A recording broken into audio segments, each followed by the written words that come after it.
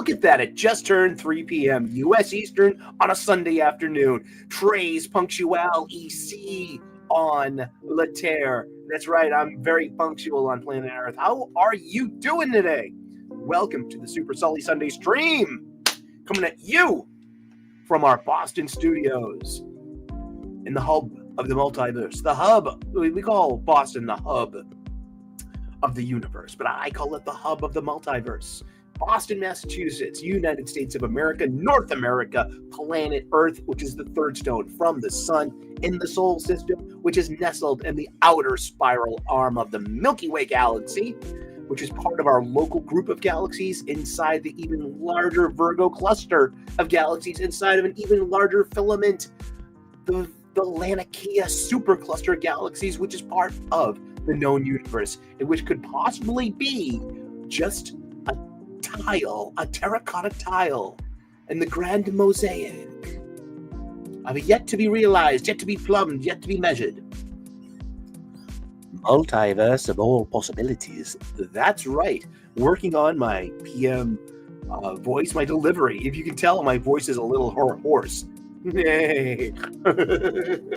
Oh boy, yeah. We had a couple of unseasonably cool nights. I had the window open, and wouldn't you guess it, Friday morning I wake up. Was it Saturday morning? I wake up with a sore throat and sneezing, and so I got myself a little bit of cold. That's okay. We're gonna get through it. I was able to do Wes's show yesterday. Hello, James. Good to see you out there, buddy. Welcome and greetings. Ida Plebnista. That's right. We the people. We have. What did we read this week? We read 27 new floppies this week. 21 Marvel books. I bought 0 of them. 4 DC books that I bought from my local comic book shop. 1 Image Skybound. And 1 really good indie from Dark Horse Comics that actually a couple of weeks ago, my buddy Chip Werner of Weird Science Comics, you should give him a follow. He's got a great channel. He also does really smutty parody songs. Wow. They're funny, though. They're really funny. And he gets in trouble on YouTube from them. And thank God that there's still people out there that want to, make dirty jokes. I like dirty jokes. How you doing? Hey, Jolly. Good to see you. Welcome to the Super Sully Sunday stream. We have 27 funny books to review or talk about, at least in passing. What does my t-shirt say? Queens of the Stone Age. I went to a concert on Wednesday with my OG first original best friend Brian Massey. It was wonderful. I think he's a fan now. He wasn't really familiar with them, but he was like, "Fuck it, you got a ticket? I'll go." I didn't want to go alone, and that was really cool of him.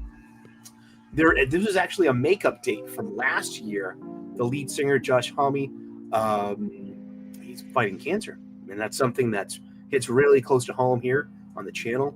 It might be Father's Day, but I'm always thinking about Mima, who we lost last July to the beast. And so Josh Homme, he canceled the rest of his tour. He had to cancel the Boston gigs, which were about a year ago this time. And I kind of scheduled my staycation around a couple of events. Today is the last day of my staycation. I return to work tomorrow. I've had the past 2 weeks off. It's been really nice. A nice staycation. I went to Dallas for Dallas Fan Expo. That wasn't cheap, but guess what? It was all calculated. It's all paid for too.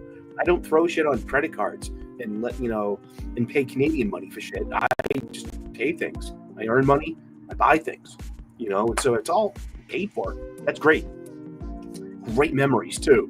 If you tuned into Wes's Thinking Critical yesterday, we bandied about our little nerd prom in Big D a little bit longer, and because Wes finally got home, and now he's able to captain the ship. Thank you, Aaron Sparrow, for taking very good care of the show while Wes was away.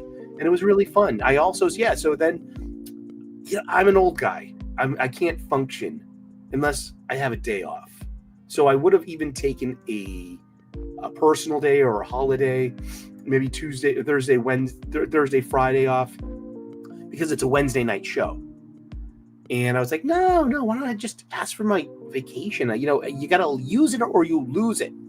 I've been at this place for 17 years, so I can accumulate 4 weeks of paid vacation. I can accrue 4 weeks of paid vacation every year. Hello, AL. Greetings to you and our Pikachu. That's my Pikachu. Your Pikachu. We don't have co-custody. We don't, we don't share custody of a Pikachu. I can't, you know what I mean? You're spoken for. You get your own Pikachu to worry about. Did you guys have beers with Perch, as he always promises to pay the tab? Jolly, let me tell you about Perch. He's a great guy. He's really nice. And it was my honor to hang out with him. And him and his family made arrangements with Wes and Wes's family, so they shared an Airbnb and shuttled back and forth together. So like all their kids were together, 5 kids, all under the age of 12, I think, ranging from 4 to 12, 3 boys and 2 girls. And that must have been just a nice thing too. And Wes and Perch get to hang out and do the Perch's car videos, from his car driving. I told you I'm a little sick, so I got a little cold. And Perch arranged for this really nice place called the Yardbird. It's in downtown Dallas, and they had this thing, a little set aside place called the Bourbon Room. Perch knows his stupeficants. He knows his bourbon. He knows his whiskeys and his alcohols. And unfortunately, I don't drink like that anymore. Hey, Mo, good to see you. Hello, salam, everyone here. Mo's coming to us from half a world away. He's all the way. How do I get cold in the summertime? It's been unseasonably cold, and I slept with the windows open, and I must have got a chill on my big bald head. So I've been fighting, the sniffles and a sore throat, but no fever, no body aches. It's like a little simple head cold. This too shall pass. And bless you. Thank you so much. But don't be too jealous of that I got to meet Perch and Wes. Because you were there in spirit. AL sent us cupcakes. That was great. Yeah. And the kids got them, which is great too. So it's just like everyone knows you. You know what I mean? We won't tell them your real name. And we won't tell you Perch's real name either. I know Perch's, at least his first name. And but Perch picked up the tab for all of us. It was a table for like 10 or 11. And also Ben Templesmith, the artist, and his partner, his wife or his girlfriend, his partner, they showed up too. And so Perch, apparently Philip Kennedy Johnson couldn't make it or something like that. But it was me, Wes, Max Von Priestley, Aaron Sparrow, Josh McDonald, Dylan, Drew from Comics Elite. It was Tommy, who's one of the a YouTuber. He'll be on the Comics Aficionados soon, and Perch and H. Hernan and Casey, his assistant, and 13 people at this table. And he picked up the tab. Yes, Perch bought me a beer. Perch bought me more than a few beers. Oh, and Nick Weiser, 14, a table of 14 people. And he picked up the tab. And this place wasn't cheap either. This place is really nice. It's called the Yardbird in downtown Dallas, and it was just fascinating. Great company, great time. And thank you, Perch. You're very generous, and I owe you one. If you're ever in Boston, look me up, and I'll hook you up. Yeah, your Yardbird is a swanky place. It kind of is. It's really nice. Great, as being a service professional chef in the service industry for over 30 years. I've worked my fair share of shitty restaurants and good restaurants, and this was a good restaurant. Really fabulous food. Aaron Sparrow swears it's probably the best piece of salmon he's ever had. And I'm like, wow. That's pretty good, yeah.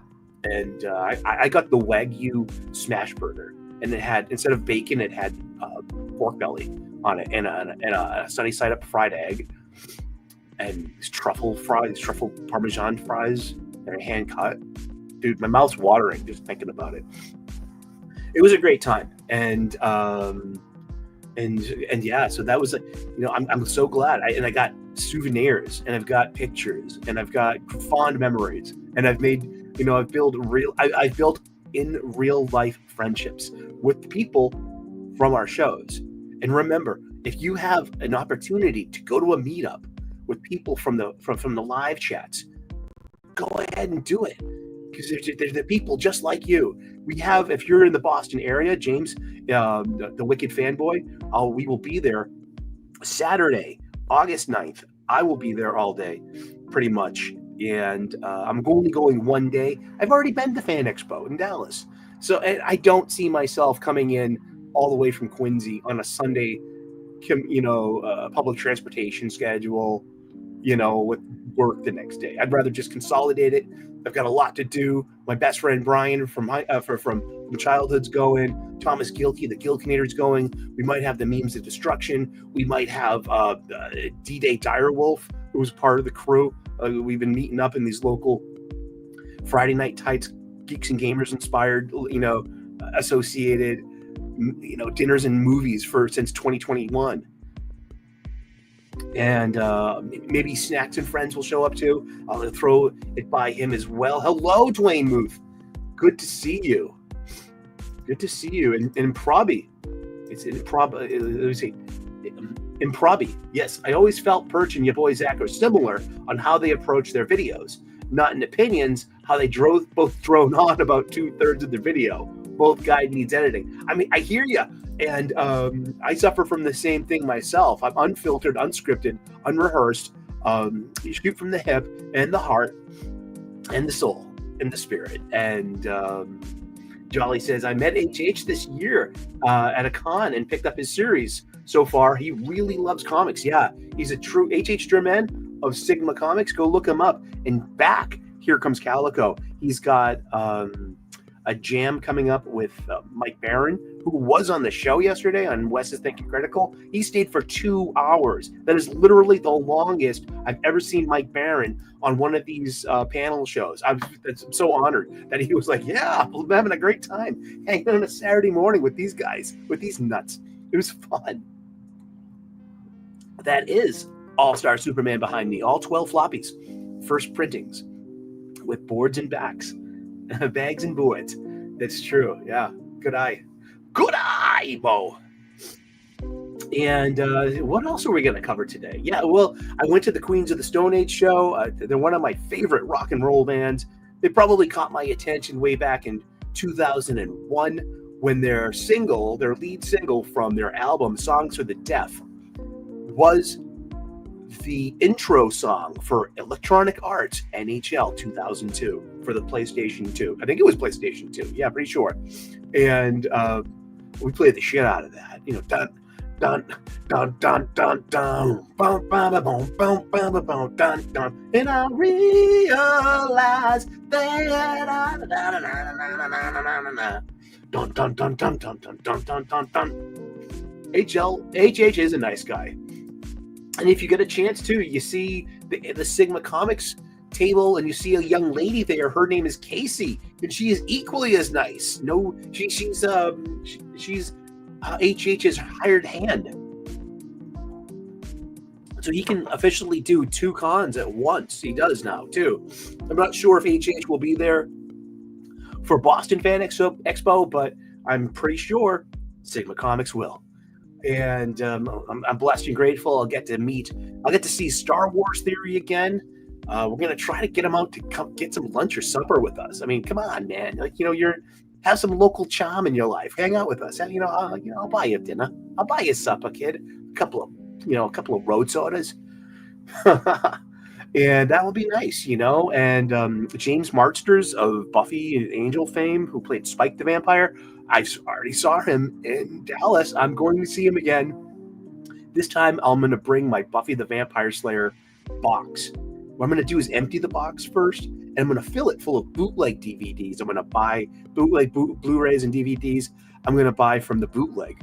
I mean, I bought some that's one of my favorite things to do at a comic book convention.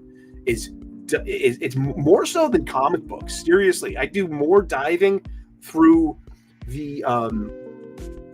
I spend more time at the bootleg DVD and Blu-ray table than I do diving for dollar comics. I didn't have a lot of time to go diving for dollar comics in Dallas. I really didn't. It was just too much to do in a way. Diving for comics is great when you're alone and you have like a chunk of time to just be, be by yourself and with yourself and have an agenda. I spent that time Saturday morning getting there at 10 o'clock when the doors opened, and I was waiting in lines until about 1:30, close to 2, for David Boreanaz and James Marsters to sign my my Angel spinoff of Buffy the Vampire Slayer, the DVD slipcase. But it was worth it. And we were leaving about 5 anyway to make our 6 o'clock dinner with Perch and the gang. So I basically had 3 hours to fart around with the gang. And we hung out the night before too on Friday. It was just great. But the Queens of the Stone Age show was amazing. It really was. I think I turned Brian into a fan. He bought a t-shirt. I got a t-shirt. It had to have the tour dates on the back. I bought a poster. They're actually they like art. So everything that they do, their cover art is so well designed, and just it's really nice. And I got a frame for it, and it's gonna be hanging in my living room. It's true. I don't just like Scotch tape up posters anymore just to the walls. No, I'm a grown man. I need frames. I need wooden frames, and no more of these cheap like plastic frames that like don't cast light correctly. Like this was a nice, like a better grade of plexiglass, but I'm kind of like, oh, I want a real glass. I deserve it. I'm going to be getting a Revenge of the Sith movie poster to hang over my Star Wars shelf, because at Fan Expo Boston, Saturday, August 9th, I'm getting my picture taken with Ewan McGregor and Hayden Christensen, Obi-Wan Kenobi and Anakin Skywalker. I don't think I'm going to get lightsabers. I don't want to bring a lightsaber. The closest I could get to maybe getting a lightsaber would be the big Star Wars theory. It's like, here, hold on to my license. I will be back in a couple of minutes. Let me borrow one of your your theory sabers, please. Lane Kramer's out there. Hello, how are you? Things are going well. I'm suffering from a bit of a cold. Excuse me. Sorry, let me just, hello. Hello there. I have plenty of lightsabers. I'm a well-armed Jedi. Or maybe I'm a Sith, but there's no such thing as a gray Jedi. I'll tell you that. It's hooey. Star Wars is a simple place. That's it. Boom, give yourself a lightsaber right now. But Lane is here. He's got a code name. You'll find him. Lane Kramer is he's knee deep in the chat. He is. This one is a long distance syndication going out from Mo and Jeddah, Saudi Arabia to Lane Kramer. It's where are the toys at? Excuse me. Sorry. Like I said, I don't mean to be coughing in your ear. And it is. Yeah, it's the end of my vacation. I had the best time. Me and Brian, we had a beer, we had supper, then we had beer after beer. The opening act were a husband-wife team called The Kills. Never even heard of them, but you know what? Being turned on to a new band at this age, and they were really good. They were a tight band, a 2-piece band with a lot of electronica backing them up. But gosh, if I wasn't entertained. And then the Queens of the Stone Age threw on a remarkable show. Seriously, I had so much fun at Queens of the Stone Age. And then I was so blessed and grateful to be able to have slept it off and wasted a day Thursday. Basically, if I drink, that is the price of sobriety. And that was the shape of my sobriety that Wednesday. And that Thursday, it's not a day full of hangovers or throwing up or it's a malaise. It's a weird, I cannot drink on a weeknight. I can't drink on a work night. I would never do that. I don't even drink on Fridays anymore. Really, I'll have a 1 or 2 Guinness with supper if I'm at the pub down the street. But no, I mean, because I get the show to do on Saturday morning, 10 a.m. U.S. Eastern, West is Thinking Critical, Comics Aficionados. I am a permanent panel member for the time being, to think about, and but I always expect to be, I need to be on the game. If I'm asked out from drinking too much the night before, that's even having 4, 5, or 6 beers, which is like, that's nothing to me. But still, it's something now because it takes a toll on my body and it makes me more prone to panic attacks. Let's stop talking about my, let's see. Hey, I wanted to let you know, sir, if you get a chance, check out the live unboxing I did this past Monday. Look up Collecting Weekly as I unboxed a 21-inch Venom figure from Hot Toys. Hot Shot. That sounds amazing. Man.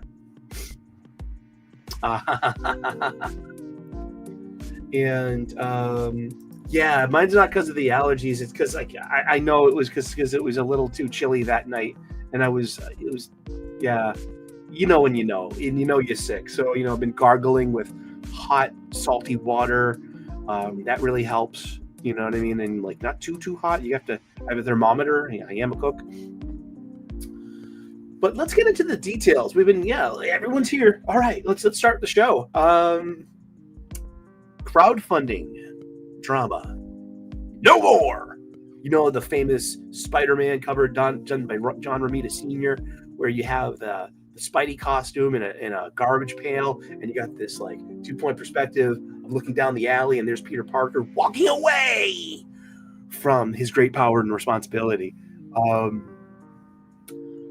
I am taking a break from the thing that we know and define as Comicsgate. Do I define myself as Comicsgate? I never have. I am most definitely Comicsgate adjacent. That's my side of the alley. That's where I go to chill out. I watch the Jack Show. Which cycles between Anna, that Star Wars girl, John Malin, and Cecil Jones. And it used to be Kelsey Shannon, but Kelsey, he too hit the wall with the drama and the antics and the bad blood and the constant outrage cycle. So I understand you more now, Kelsey, but I mean, he was kind of a little bit bust throwy to his mates at the Jack Show. He had some luggage that he accrued. And I've been a member. I don't want to talk about specific people because these things get clipped. These things make the, the XGC. I don't want to be accused of whining about this. Just go away. Don't make a big deal. This is not an airport terminal. You don't have to make, terminal announcements. I did that a little earlier. I got 2 cloves, 2 whole cloves, hot water, honey, and lemon juice. I didn't have any fresh ginger. I would love to get some fresh ginger. I love fresh ginger. So it's not about blame. It's just about the state of the culture. It's the state of what we put into things and what we take from things. I came to these crowdfunding spheres specifically out of name recognition with Ethan Dan Skyber. I've been a fan of his since 2001, 2002, from his work on New X-Men. I mean, Germ-Free Generation with Mr. John Sublime and the U-Men, and that stuff blew me away. Working with Grant Morrison, and so Ethan did actually quite few issues, but he did a lot more covers for that series. I mean, Grant Morrison was on that book from issue 114 to 154. He had a 4-year run. He had great artists: Frank Whiteley, Ethan Van Sciver, Phil Jimenez, John Paul Leone, R.I.P. Igor Cordy. I don't mind him as much. And was it Joey? Who was it? Was it There was, I'm trying to think of the Chris Bacalo. Jeez, what? He had some really great. Hello, hey, Bubba. Hi, Wes. How are you? Sully is not exactly a snack, but he's definitely sandwich adjacent. Like if a Reuben had opinions on Buffy and Batman. That's right. So buttons, as my mom used to say. But I got a little tired of the drama cycle. You know, things have changed in the past 2 years. Things became outraging. There was an inciting incident. What happened was people were probably fed up with Ethan in a way. I'm not really, not really. I'm more of like, whatever. Ethan's Ethan. I like him. He's my cup of tea. He's my kind of sense of humor. He's doing the Stern thing, the Howard Stern late 90s shock jock radio thing, man. You know what I mean? Thank you so much. I hope you enjoy your stay. Please tell the waitress, to me, like, this round's on us. We'll comp your sandwich. Half price all week. And that too. Thank you. That's Mo. He's in Jeddah, Saudi Arabia. We have a worldwide crowd here. We've got Wes, who's coming off the Philippines. We've got AL coming to us from New York City, and everyone else out there tuning in today. So I'm not mad at Ethan. I'm not gonna like bitch and moan about shit. Be like, this is not an airport terminal. I'm not quitting. I'm just taking a break for a couple of months. And like what I did with National Public Radio, NPR, I took a break from that. I used to listen to that as much as I listened to Ethan and the Comicsgate stuff. I took a long break from NPR. I came back recently and I was like, holy shit, is this stuff fucking one way?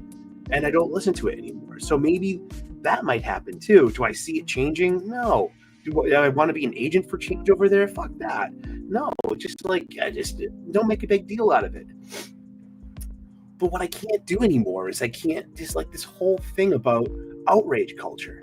I make a big deal in my gratitude videos about the ability to reformat your self-talk and to make it a more positive place, a more neutral place, to be honest, where you can ask questions where it's less churn of negative things. You're not focused on negative things. You're not focused that churn we all have, the overthinking, the rumination. So if I eliminated that from my interior monologue, now I'm subjected. Now maybe I'm a bit hypersensitive to it. The external coming in. And I just hit the wall with a bunch of things. There's a lot of racial humor. There's a lot of homophobic stuff. There's that fucking, there's that fucking Holocaust pun, the master racers. I'm not cool with that stuff. And that's fine. I don't have to be cool with it. But one thing that I do know that I'm starting to feel, especially since Dallas Fan Expo, that dissent is not welcome on this side of the aisle. And I started several weeks ago mentioning the master racers in my explanation about like, hey, I don't want to be part of this joke. No, thank you. And people just, the fucking level of ignorance and pushback I got from that. I'm not even trying to start with people. And it's the same people I know from the live chat too. These are very familiar names. And saying just rude shit. And I'm like, don't worry. You can enjoy your Holocaust pun in your home. That's not coming in my place. I'm sorry. And then came Dallas Fan Expo. And what happened? What was my inciting incident? Well, I went over to the Rip-A-Verse table and I met Eric July. I met the Soska sisters. I said hi to Jay Drunk 3PO, who I've known for about 4 years. I met him in person for the first time at Boston Fan Expo 2022. That was great. And I got to meet Gary Beekler of Nerdrotic, and who has been really a kind of a mentor for this YouTube experience and the person who gave me the idea of the gratitude list. So I'm having a great time over there. And meeting Eric, seeing his table, seeing his spread, the layout, just like what he's got to offer. I really dug the hell out of his table. Like, wow, this is really, you got it going on. I told him that. And I was like, man, you got good energy. I really enjoyed meeting Eric July. I really enjoyed meeting the Soska sisters. Of course I enjoyed meeting Gary. I've been looking forward to that since 2018 when I first started watching Friday Night Tights. I mean, I love Gary. He's a great guy. He's very approachable, very personable. And it was just like, hey, Gary, I'm Eric O'Sullivan. And he's like, yeah, I know. I watch you guys. And I'm like, holy shit, that was so fucking cool. But then let's get back to, my side of the aisle, this whole Comicscape drama, especially with the FNT boys and with, because Ethan called them zeros and Az did not accept his apology. And from there became the great schism. And from there came other schisms, the whole Yellow Flash thing. It was the whole, and then Gary's putting out an autobiography and it's like fodder for all this outrage and shit. And just but what are you getting out of this? What am I getting out of this? I'm getting nothing out of this. I'm just getting, I'm getting the feeling, is this how I want to spend my downtime? Is this my escapism? Constantly shitting on people. Is that who I am? And hey, Fear Marnock, how you doing? Good to see you. It's for me. I like, and let's get to the point too about crowdfunding. I'm not abandoning crowdfunding. What I am doing is I'm stepping away from the drama, and there are a lot of people on this side of the aisle that I've known for years now. But it's always so toxic, so argumentative. It's like what's the point? Cui bono? Who's benefiting from this? What are you getting out of this? The virtual blood sport of it? I mean, from people that usually are anonymous. Because, this is the internet. Half of the people here have anonymous names too. That's fine. I'm not judging you. But I'm more of like, hey, I use my own name, my own face, my own name. I'm out here, have any opinion of him all you want. At least John Delarose uses his name and his face while he's out there. You know what I mean? That's all I'll say about him. I don't want anything to do with any sticky drama. I don't, so this isn't me making some kind of public declaration of separation and I'm taking my toys and I'm running away. No, I'm not. I'll continue to buy books. So let's get to it. Let's look at all the outstanding crowdfunding books I have and what I've had to stage. Here we go. Well, what am I out there? This is my Indiegogo page. I've got 3 pages prepped for us. I've got my Indiegogo page. I've got my Kickstarter page and my Fund My Comic page. And we're going to go through them all. We're just going to we're going to review the comics that I got coming to me. In this, I have 8 pages of Indiegogos. So let's see. Is that the one? No, that's not the first page. First page, please. Okay, for the most recent project that I've backed is the I Project, funded by Anna, that Star Wars girl. She's a real artist, and I got to meet her at Boston Fan Expo 2022. Then she followed me on Twitter after that, and I became a mod at her channel. And she's given that away to plenty of people, but it's nice to know that I'm a mod at the Jack Show. I love the Jack Show. I wake up every Friday morning, 3:30 a.m. I turn on the Jack Show, and I've been doing that since 2021, and but yeah, the I Project. I'm I number 66. I sent in my eye, she painted my eye, and eventually I'm going to buy that painting and it will be in the background. Let's see, on February 15th, 2025, I backed, I usually don't get multiple variant copies, but sometimes these ones are too good to give up. So it's the upcoming Cyberfrog Dark Harvest, and it has been released. It's in fulfillment right now, and this is a Dale Keown cover. And I just can't say no to a Dale Keown cover. You're going to see Dale Keown's name pop up over and over again soon. January 4th, 2025, Black and White Volume 3, Sins of the Father, which I backed for $89. And that is Black and White's Volume 1, 2, and 3. And you will know Black and White, issue number 3, Sins of the Father, is co-written by our very own friend, Aaron Sparrow. Hey, General Balzac, good to see you. How are you? Marvel or DC would be happy to have you as a hype man. All you need to do is change your skin color or sexuality. I do mean it honestly, though. Nah, I don't have to change a darn thing. Thank you so much, Wes. Good to see you. Have a great day, and I'll see you next Saturday. Should I tell you what Wes said? He's got a special guest on next Saturday, and I'm fucking excited, man. Yeah, man. I'm looking. If that's he said he got no spoilers. You could be surprised too. So yeah, that's Black and White Volume 3, and that was for $89. I on September 25th, 2024, I backed Godlike the Romulus Saga Volume 2, the Ascendant Edition, because I backed Godlike the Romulus Saga Volume 1 at the Ascendant Edition, and I waited almost 3 years for that. But let me tell you that the weight versus the quality and the story and the art, I'm not going to agree with our with Aaron Sparrow or John's Longbox. I know they both don't like John Malin personally, and they don't like his art and his story. I, for one, felt it was like Jack Kirby doing Alejandro Jodorowsky's Meta Barons. It was just, I thought it was fabulous. I thought the Fade to Black double splash page was audacious. It was an interesting story beat. It was about birth and rebirth. I got it. And I like John Malin's art. I had never been a Cable fan. I didn't check out Richard Meyer's Jawbreakers. This is my first real experience with John Malin's artwork, and I was very impressed. I was really, really happy with it. On July 21st, 2024, I backed the Rainbow the Brute, a hyper-articulated action figure. You might remember I used to have a Rainbow the Brute sticker on my phone.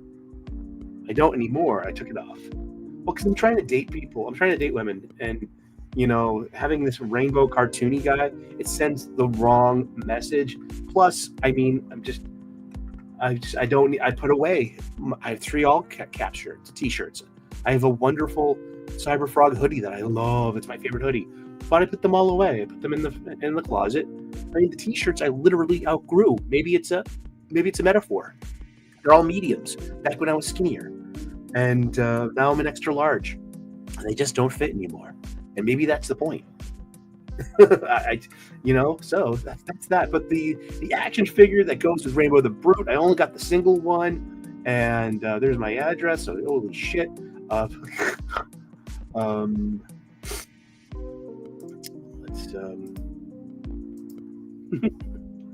You'll go back and edit that. Alrighty, going into page 2.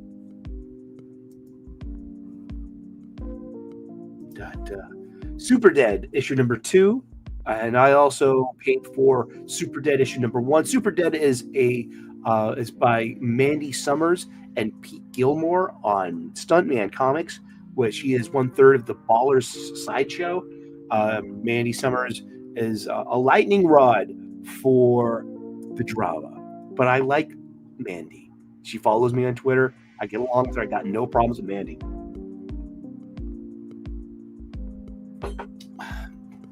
And I've contributed to her a bunch of times. But that has not, it was an estimated delivery September 2024. So that is a late book. So you can see, the over under perk, you have estimated delivery. Okay, for Compass Comics presents Return to Monster Island, that's Graham Nolan. I backed that on March 23rd, 2024. It came with a challenge coin and a variant cover, and that came on time. Here's the famous one. On March 22nd, 2024, I backed Death Raider, the graphic novel by Rob Hunter, for $33. Paid. And it's got the Anna cover. And estimated delivery date on that was October of 2023. And this is, the famous ex-comic skater who basically just admitted to misusing his funds and his time, and he might be defaulting on this book. We're rooting for him, and that's it. So and this is the I got a Super Dead issue number 2. Like I said, I usually don't get multiples of these, and thank you. Sully's skill with food is to blame for. It's true, and when my mom passed away, I started overeating because it made me feel good, and but now is the time for restorative suffering, and I got a treadmill, and I'm going to start portioning food. Most of the comics artists are pretty good. Art T. Bear, Graham Nolan, Aaron Lopresti. So Super Dead issue 2, and this is a Dale Keown, the 24-hour. It was only available for the first 24 hours for when they release the project, and it was a hollow foil of Dale Keown's cover. Yes, I'm into that. Now here's what we're talking about: Cyberfrog, Heartsick Deluxe plus Race Car. So it's a comic of Heartsick Deluxe on February 11th, 2024, and I've got the issue already, but the race cars haven't come out yet. The race car is this. We got this for Cody Dennison, who's an ARCA NASCAR racer. We funded this. This came up as an idea in the middle of a show with Cody hanging out with Ethan. By the end of the show, we had this idea that we could get a Cyberfrog wrap on a NASCAR. So Cyberfrog was on 2 NASCAR races, and it worked, and we backed it. And that was the point of it. So it comes with this mini car, this Hot Wheels Matchbox car. But that's where I'm talking about after the fact. And I think it was voted on by the chat for the trade dress that said Master Racers, which is a way to push back on being called a Nazi and a bigot, especially being a Nazi, by progressive lefty types. I get the joke. I just don't think it's a funny joke, and I'm not letting that in my house. I've canceled the car. They generously offered a refund for the car. And I'm like, no, I got the comic. And the whole point was to get, Cody's car wrapped with Cyberfrog. Mission accomplished. I just don't want, and I stated what I stated too. This is like how I feel. I've read The Rise and Fall of the Third Reich by William Shirer 4 times in the past 30 years, twice in the past 10, once about 2 years ago. I know what I'm talking about. The whole master race idea was the reason why 6 million Jews were butchered and liquidated by Nazis in Nazi Germany. And that's not even counting. And see, the Holocaust it's only the Jewish people.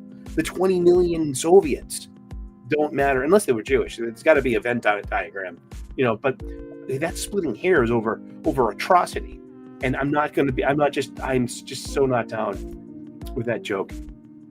And that's it. And so I'm not bitching about it. You know what I mean? I'm not throwing. I like Ethan. I like his sense of humor usually, but he just keeps just jumping on Eric July with both feet. It's like the whole focus of tuning into the show is like, I don't need to watch Eric July.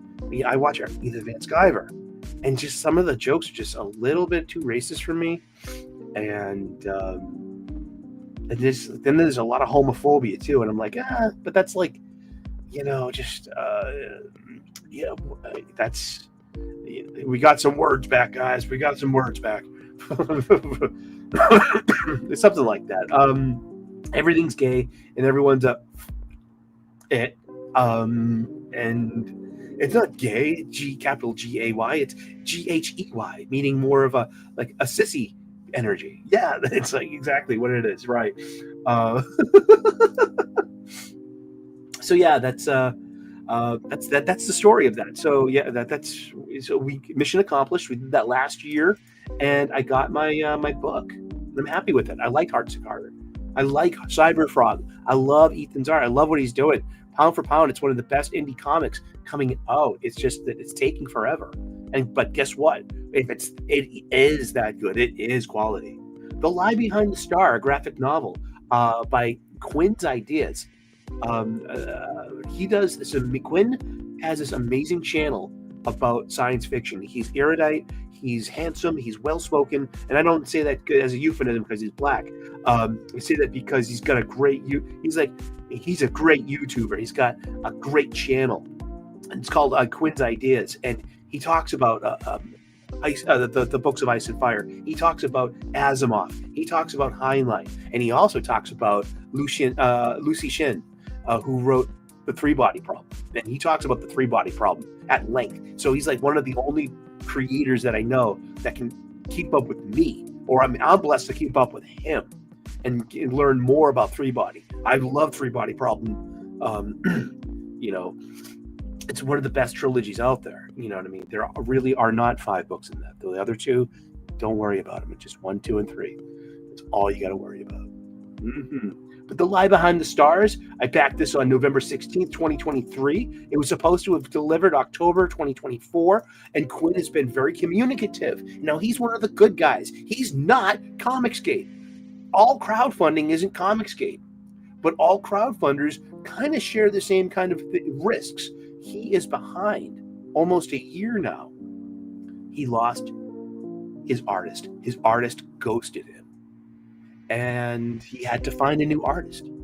And he has to kind of think his publishing strategy. This is about publishing. This is no joke.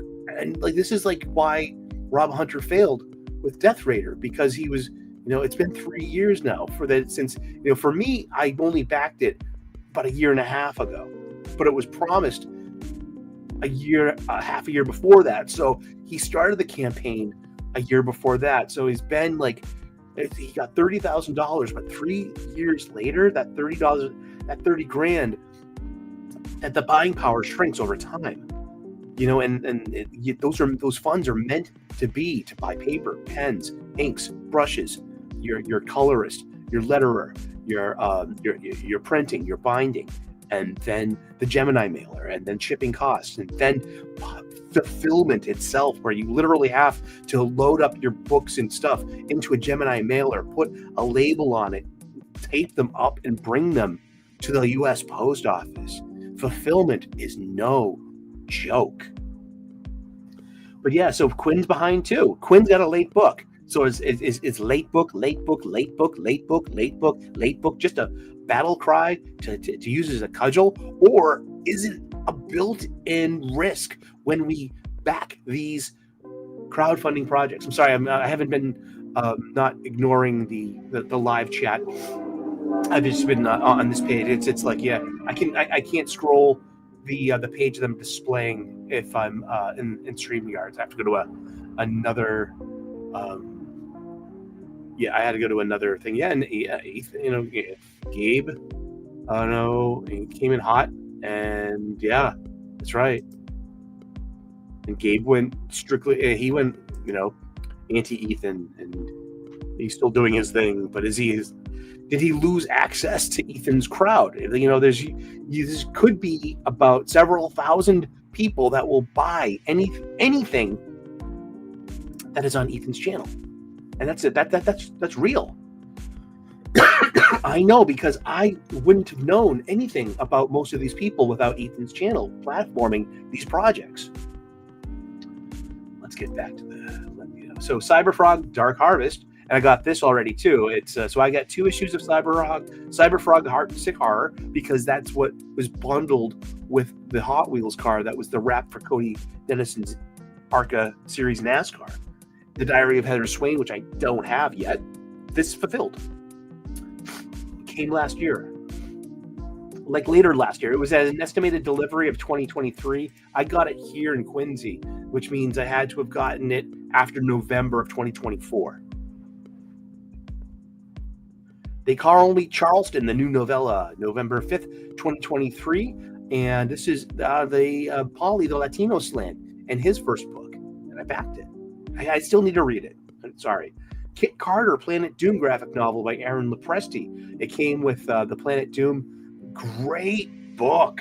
And it came with and I bought a t-shirt as well, $71. And I got this late 2024 here in Quincy. And because I moved. The cash grab, Second Chance. This is before Cecil got kicked off of Indiegogo, and Cecil got cash grab too, kicked off of Indiegogo, because people were false flagging him or concern trolling, or just wanted to be, or just wanted to pick on someone and see if they can get them taken down. Cecil lost. Bye, Mo. Have a good one. Thank you so much, and salam, and have a good day, man. Thank you so much. From the other side of the world comes Mo. Thank you so much. He's a huge Batman fan. The Fier Monarch says, there's one late book technically I backed, but the writer-artist had some health complications, so I'm not stressing it yet. Yeah, exactly. Shit happens. Oh, here's a good one. AL says, I've gotten most of the Rippaverse stuff. The beginning was a little rough, but they're getting better. That's cool. That's a good review, and that's from a reputable source. I bought Yellow Flash's The Mighty Golden Patriot from Ripasend. So that's not going to be included here. But I paid for that, and I backed it. And Yellow Flash follows me on Twitter for some reason. And I've never really spoken with him, but I over live chats here and there, sure. Be like, hey, Flash, how you doing? He'll show up once in a while over at Wes's Thinking Critical's live chat at Comics Aficionados. And Kit Carter, Planet Doom, great book. Cash Grab, Second Chance, the Reenie variant. So I got the Reenie. I didn't get the Reenie variant. I got a T-shirt and a pint glass, and but I do have. You will see Cash Grab 2 very shortly. And going into 2003, The Ghost of Matacumbe Key by Graham Nolan from Compass Comics. And this came on time, $40. Ethan Van Sciver's Cyberfrog 3 Red Extermination. Haven't got that yet. And it will come with Salamandroid 2. The estimated delivery was December of 2024. And I bought this in July 4th, 2023. So what he's releasing right now is he's fulfilling Cyberfrog Dark Harvest, which is issue 2.9. So this is going to lead right into Cyberfrog 3, which he's working on as well, besides trying to get Rainbow the Brood out. Cyberfrog Dark Harvest. I got the Kelsey variant covered. I think it might glow in the dark too. And it's got a tracking number. Do I have that? Really? It's no. This was the Death Sting Kelsey's variant cover for Salamandroid. That's what I got. Yeah. Jack the Ripper Vampire Hunter, issue number 2, the Dale Keough hollow foil, of course. And this is from Stuntman Comics, written by Mandy Summers and art by Pete Gilmore. I got that recently. I got that about 3 months ago. Maybe 2 months ago. It's right here. Came with some extras, like a playing card. This is Dale Keough hollow foil cover. Jack the Ripper Vampire Hunter number 2. I love number 1. I love a good vampire story, and Mandy's got it going on. She's just she's behind on a few books. She is. She really is. She really is. That's part of it. But the let's see, Zombie Sama, Dorm of the Dead graphic novel with the Irene Rini Strakalski edition. This is Billy Tucci. Billy Tucci. I love Billy Tucci. I just wish I liked She more. SHI, his 32-year-old independent property that he's indie publishing royalty. Love him. And okay, way back on. So this is fulfilling now. All right, and don't want to show my address. Dark Harvest. You signed my book. I backed it on February 24th, 2023, and it was supposed to have been delivered September 23rd. Achromatic Chronicles Blue. This was Jay David, aka Drunk 3PO. That showed up. It's just not my taste. I had just. It's manga like. I think it's made for a younger audience, and I thought that the art and the lettering could have been better. Fiendish 2 from Rini. That came. Gem Shock number 1. This hasn't arrived yet. I don't think so. No. Gymshark 1 is still working. And that was supposed to be November 2022. But again, this is the Adele Keown variant cover. Core Draft, The Reckoning by Andy Smith. That came. Ordered that. So this is... these are all of the crowdfunders I've gotten. Shane Davis and Glorious Rex. I got 1, 2, and I ordered 3 directly from his website. I got the Reenie variant cover. Remember when Reenie was part of Comicsgate? She left too. She just, John Malin was a bit too much for her. I thought it was some oblique kind of admission of her talent, because if he didn't care, he wouldn't have said a damn thing. But that's what I've only been watching Jack's show since 2021. What do I know? John Malin. Ethan Van Sciver's Rainbow the Brute. Estimated delivery he quoted at December 2021. So this is like the cudgel that people use all the time. Late books, late books, late books. He overpromised. Yes, completely. And it came up as an idea. I remember coming up with this idea that I was so interested with his pitch. And his, he hadn't even fully fleshed it out yet. He was just starting to think about it. He had an idea. He had a title. He had some trade dress. He had like the ash can in his head, And an ash can, if you want to know, an ash can comic is it's a comic book that's fabricated by a person with an idea. So you can get a copyright on it. So you can claim and be like, hey, no, I made an ash can. This is my original thing, and I could put this in for a trademark, and it'll have the trade dress. And now it's just make up the cover with the character, with how you want the trade dress to look, like the title, and it's stylized thing. Make a mock-up of a cover, and you can put it on top of anything. The contents don't matter. It's the cover that mattered in an old-fashioned ash can, because it's proof of concept, and that you're the creator. So we were all there watching Ethan Van Sciver's show. When he's coming up with this idea, it's just bubbling up from within him.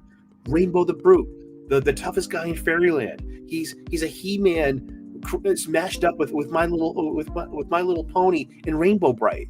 He's the toughest man in Fairyland. You know what I mean? He boned Holly Hobby one night, and then 13 years ago, and then she shows up with his bastard son, and so it's a story about fatherhood, especially it's Father's Day, and trying to deal with someone who needs their father and someone who needs masculine qualities, and he's been lived a hyper feminized life, yet Rainbow, the Brute himself, idealizes what could be considered toxic masculinity, but as pastiche and as parody and as satire. And I'm into that. See, I've been raving about it. I'm not mad at him. I've backed this twice. This is the executive briefcase edition. This is the best level you can get. I get every copy of every variant cover. The executive briefcase is literally a lunchbox. We met our goals. It's coming with a thermos. I mean, you can still back it if you want. You're closer to it. He's backed $500,000 with 4,640 backers. He started this on January 29th, 2021. Remember that number. And that's Rainbow the Brute. And there's his son Shiro. And they hunt down these unicorns. The unicorns are annoyances. But the executive briefcase edition, you will receive one copy of each. The regular edition, the 24-hour variant, the Kyle Ritter variant, the strawberry variant. So that's 4 issues of Rainbow the Brute you're getting with different variant art. The My Girthy Stallions Barnstorm, which is it's My Girthy Stallions. That's the opposite of My Little Pony. They're the steeds, the masculine, destrias, these war horses that live in Fairyland that Rainbow the Brute has. He's got his steed is called the Napalm, Neigh, palm, napalm as in the incendiary. So he breathes fire and shit. And so it's like, dude, Ethan's got such imagination and such skills. It's just, what's the problem here? Well, it's the culture. Hey Mark, good to see you.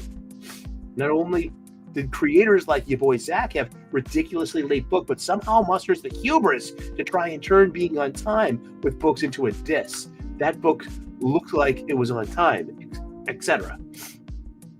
I mean, I had to shut him off too. I kind of I unsubscribed. You know what I mean? He was going hard in the paint on Wes. You know, actually, Wes can defend himself. I don't need a white knight for Wes. You know, he didn't ever ask me to. But it's more of like, oh wow. So there's 1,519 out of 4,000 of these claimed. So if you produce 4,000 of these, these lunch boxes with a thermos, then it's great design. Here's your trade dress, Rainbow the Brute. This is like, here's one of your covers, and here's the other cover. Look at I love the art. Look at the detail. Look at the coloring. This is great. This is the Kyle Ritter variant. Look at that. Wow.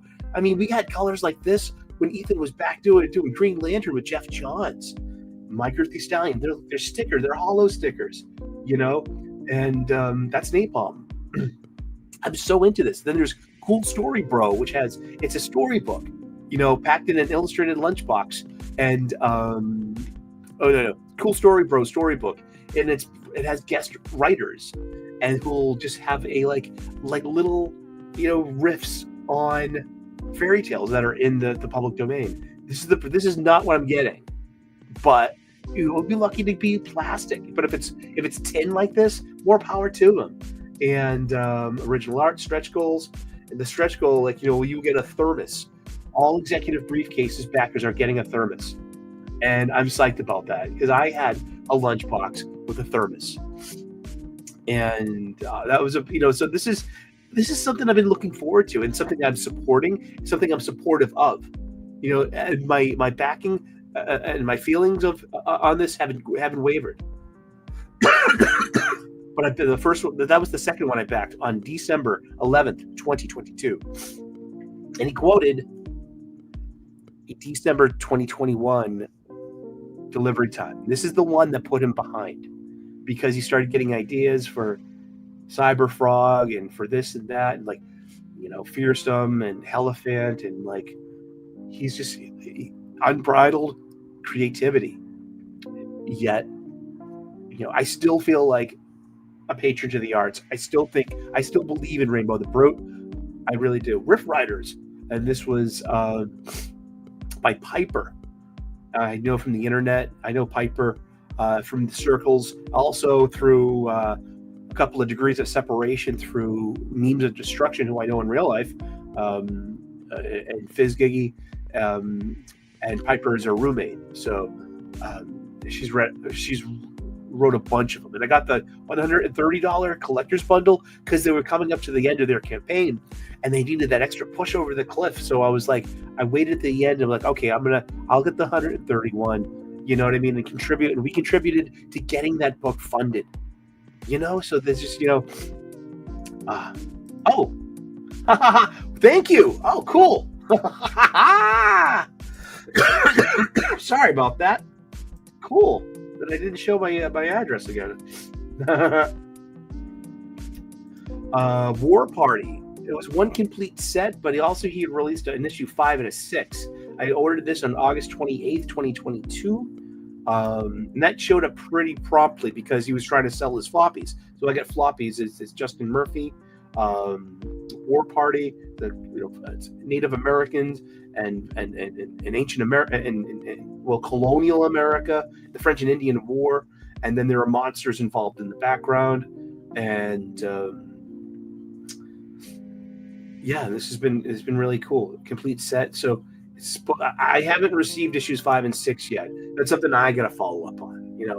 Antique Steam Junk Western number 0, $91. I got all 3 issues number 0, written by Roger Ryder.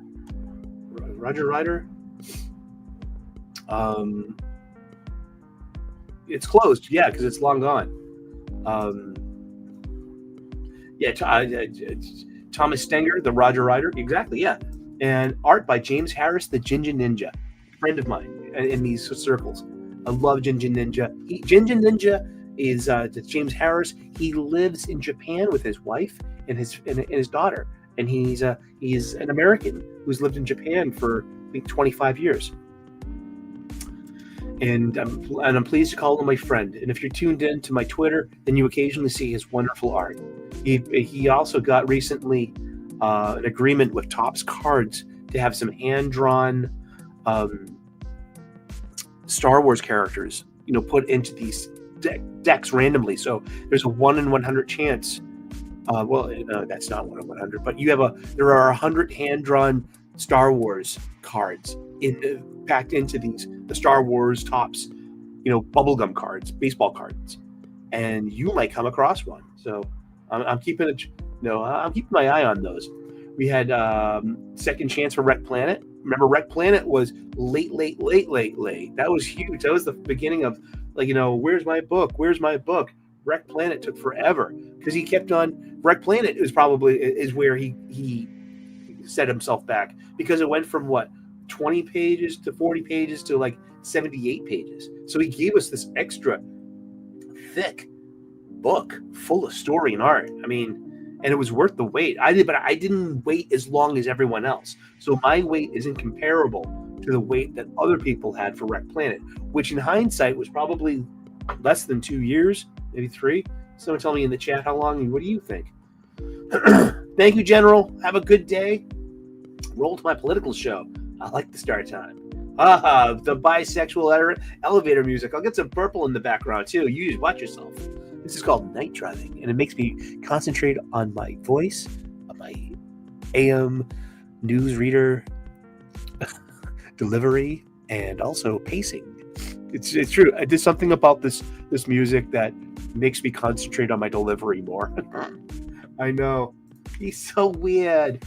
I got the Jay Lee variant for Wreck Planet, and I got an issue of Salamandroid Death Sting. So I do have 2 copies of Death Sting, but one of them is a glow-in-the-dark Kelsey Shannon variant cover, which is amazing. And Death Sting, pound for pound, is one of the best 20-page independent comics I've ever read, and Ethan wrote that as well. So I mean, criticism against his art and his writing, I mean, he's a decent writer and he's an excellent artist. So I mean, the art elevates his story. I say that about comics all the time. The art can elevate the story. So yeah, that arrived a while back. You know what I mean? Probably in 2020, late 2023. When did we start? Let's look at the tracking detail. This arrived on November 21st, 2023. And I bought it in July. So I waited a year and 3 months as opposed to those who waited a few years. Not several years, but a few years. Clint Stoker's Dracula. Interesting. I love vampire stories. Clint Stoker is a descendant of Bram Stoker, the original writer of Dracula. And Dracula is in the public domain. And so I got a collector's bundle, including a t-shirt. And Clint Stoker, he also had his parting of the ways with Comicsgate, over dramatic stuff. Yeah. Fiendish Battle Damage Heroes Con Edition, $43. I got it was just, we called it a scratch and dent sale. So some people will get their package and the corners will be bent, or a mishap happened in transit or in printing. And sometimes instead of sending it back, they're like, oh, no, I'll keep it. We'll do the reprint. You know what I mean? Just send it to you, the right ones. So what do you do with all these damaged comics? You can try selling them cheaper. And that's what Rini did. I love Rini. I support Rini. I'll back Fiendish 3 as soon as it's available. I will always choose her variant cover if it's available on these Comicsgate things. She's divorced herself from, would you call Ethan's tribe of Comicsgate? But is she still Comicsgate? Is she Iron Age? What does any of this mean? Hello, Mark McGrath. Hello, how are you? Good to see you. I love Clint. Cool. And This is why so many YouTubers do it. You'll have to deal with me for a little bit longer. These folks never start on time. We do. We're quite punctual because my Pikachu, my executive producer, he's a slave driver. He's really, really cruel and unusual. Nosferatu by Narwhal. This was my first book by Pierre Berg, the artist formerly known as Narwhal. I got the everything included. So I got a hardcover that goes for $85 on its own at his eBay store, and everything else, a soft cover, some other art books of his. I love Pierre Berg. I'm so glad he hooked on with Mark Miller. I selfishly think I had something to do with that because Mark Miller follows me on Twitter, and he asked questions like, who are the rising stars out there I think I should work with? And I answered Pierre Berg. And Mark answered, I've had my eye on him. I'm thinking about doing it. I think I have a project in mind. And Pierre chimed in on that. He follows me on Twitter too. And he's like, really? Hey, Mark, I'm right here, kind of thing. And that was that. And now we got Vatican City #3 coming out, I believe, this coming week on Dark Horse Comics. We love comic books here. Yeah. So yeah, I'm sorry if this is the content we got today. We're talking about crowdfunding comics. What right do I have to not want to put up the drama anymore? I'm just walking away from the drama sphere. I like everyone involved. I like these projects. I like Shane. I like John. I like Kelsey. I like Anna. I like Ethan. I like Cecil. I love Cecil. I met Cecil back in 2022 at Fan Expo. He follows me. He was one of the first to follow me out here. The first Jack Show guy to follow me out here. He's a sweetheart. He's a really nice dude. And he's a complete comic book head, just like us. Speaking of Shane Davis, I backed his Inglorious Rex comic book, and he had it like almost right away.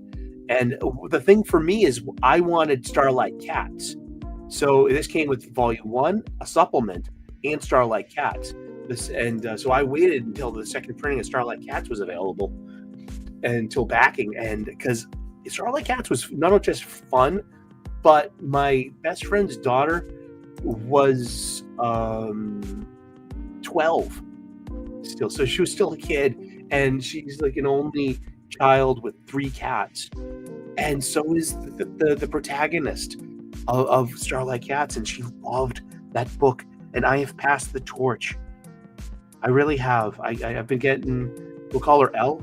I've been getting Elle comic books all her life.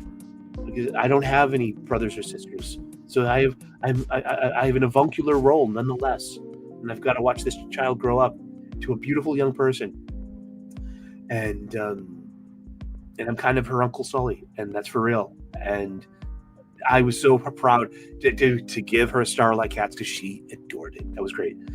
Jack the Ripper Vampire Hunter, my first stuntman book way back almost 4 years ago. Godlike, the Romulus saga. I backed this on August 26th, 2021. And when did this show up?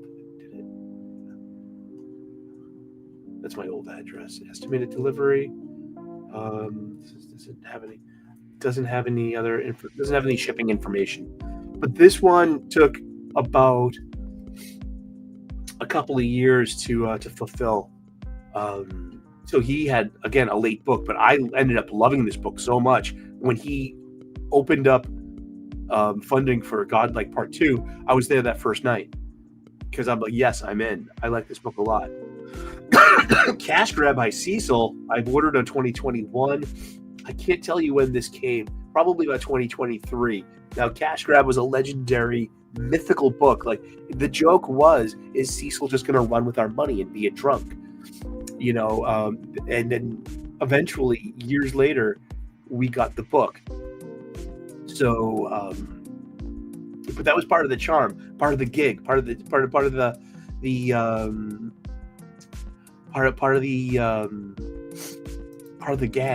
part of the kayfabe. No, he was working on it. Art by Donald DeLay. It's ribald, gutter humor, dirty jokes, and there are no safe targets. He makes fun of everyone. That's the whole point. And then on April 14th, 2021, the first thing I ever backed on Indiegogo was my first briefcase edition. of Rainbow the Brute. And he started this in late January. So we got to see this idea go from his mind to talking about it during a stream and being fleshed out right before us. And he went from concept to the funder, like, very quickly. And it's been 4 years. So remember, that's only at this point $100,000 a year. It's 500,000 divided by 4. So it's going to be like what? 125-ish. I don't know. I'm not good with math. I don't care. My cousin's are blowing up the phone. Well, let's look. Let's do some math. He promised this would be ready. So he started backing on January 29th. He's got $538,468 over 4,640 backers. Divide that by 4 years. So that's only $134,617 a year. And that's in production costs. This is like on high quality paper. Like I said, the junior achievement rule. It's about, funding your business. It's about having that budget. Do you use your savings? Do you use how do you manage your time? And this was estimated delivery was December of 2021. And will we get this by December of 2025? My first answer as of right now is no. I don't think we will. And if you remember on Wes is Thinking Critical's Comics Aficionados, we had a Saturday show, and it was like the best of 2024. And what is the book that we're looking forward to most in 2025? And I laid it on the line. I said it on this international TV show that thousands of people tune into, that has given me some kind of credibility within our YouTube spheres. Just good to see you, AL. Thank you so much. And speaking of late, Hush 2 is going to be late. We got Wes and Doc, I think, are doing a video on that today, tomorrow. Keep your eye out over at Thinking Critical. So so he did quote an estimated delivery. He thought this would be easier, but he was still finishing Cyberfrog 2 Wreck Planet and getting all these ideas. So it's like, I'm not heartless. I like Ethan. We're not done yet. Wow. This is just the show today. Like, this is Kickstarter.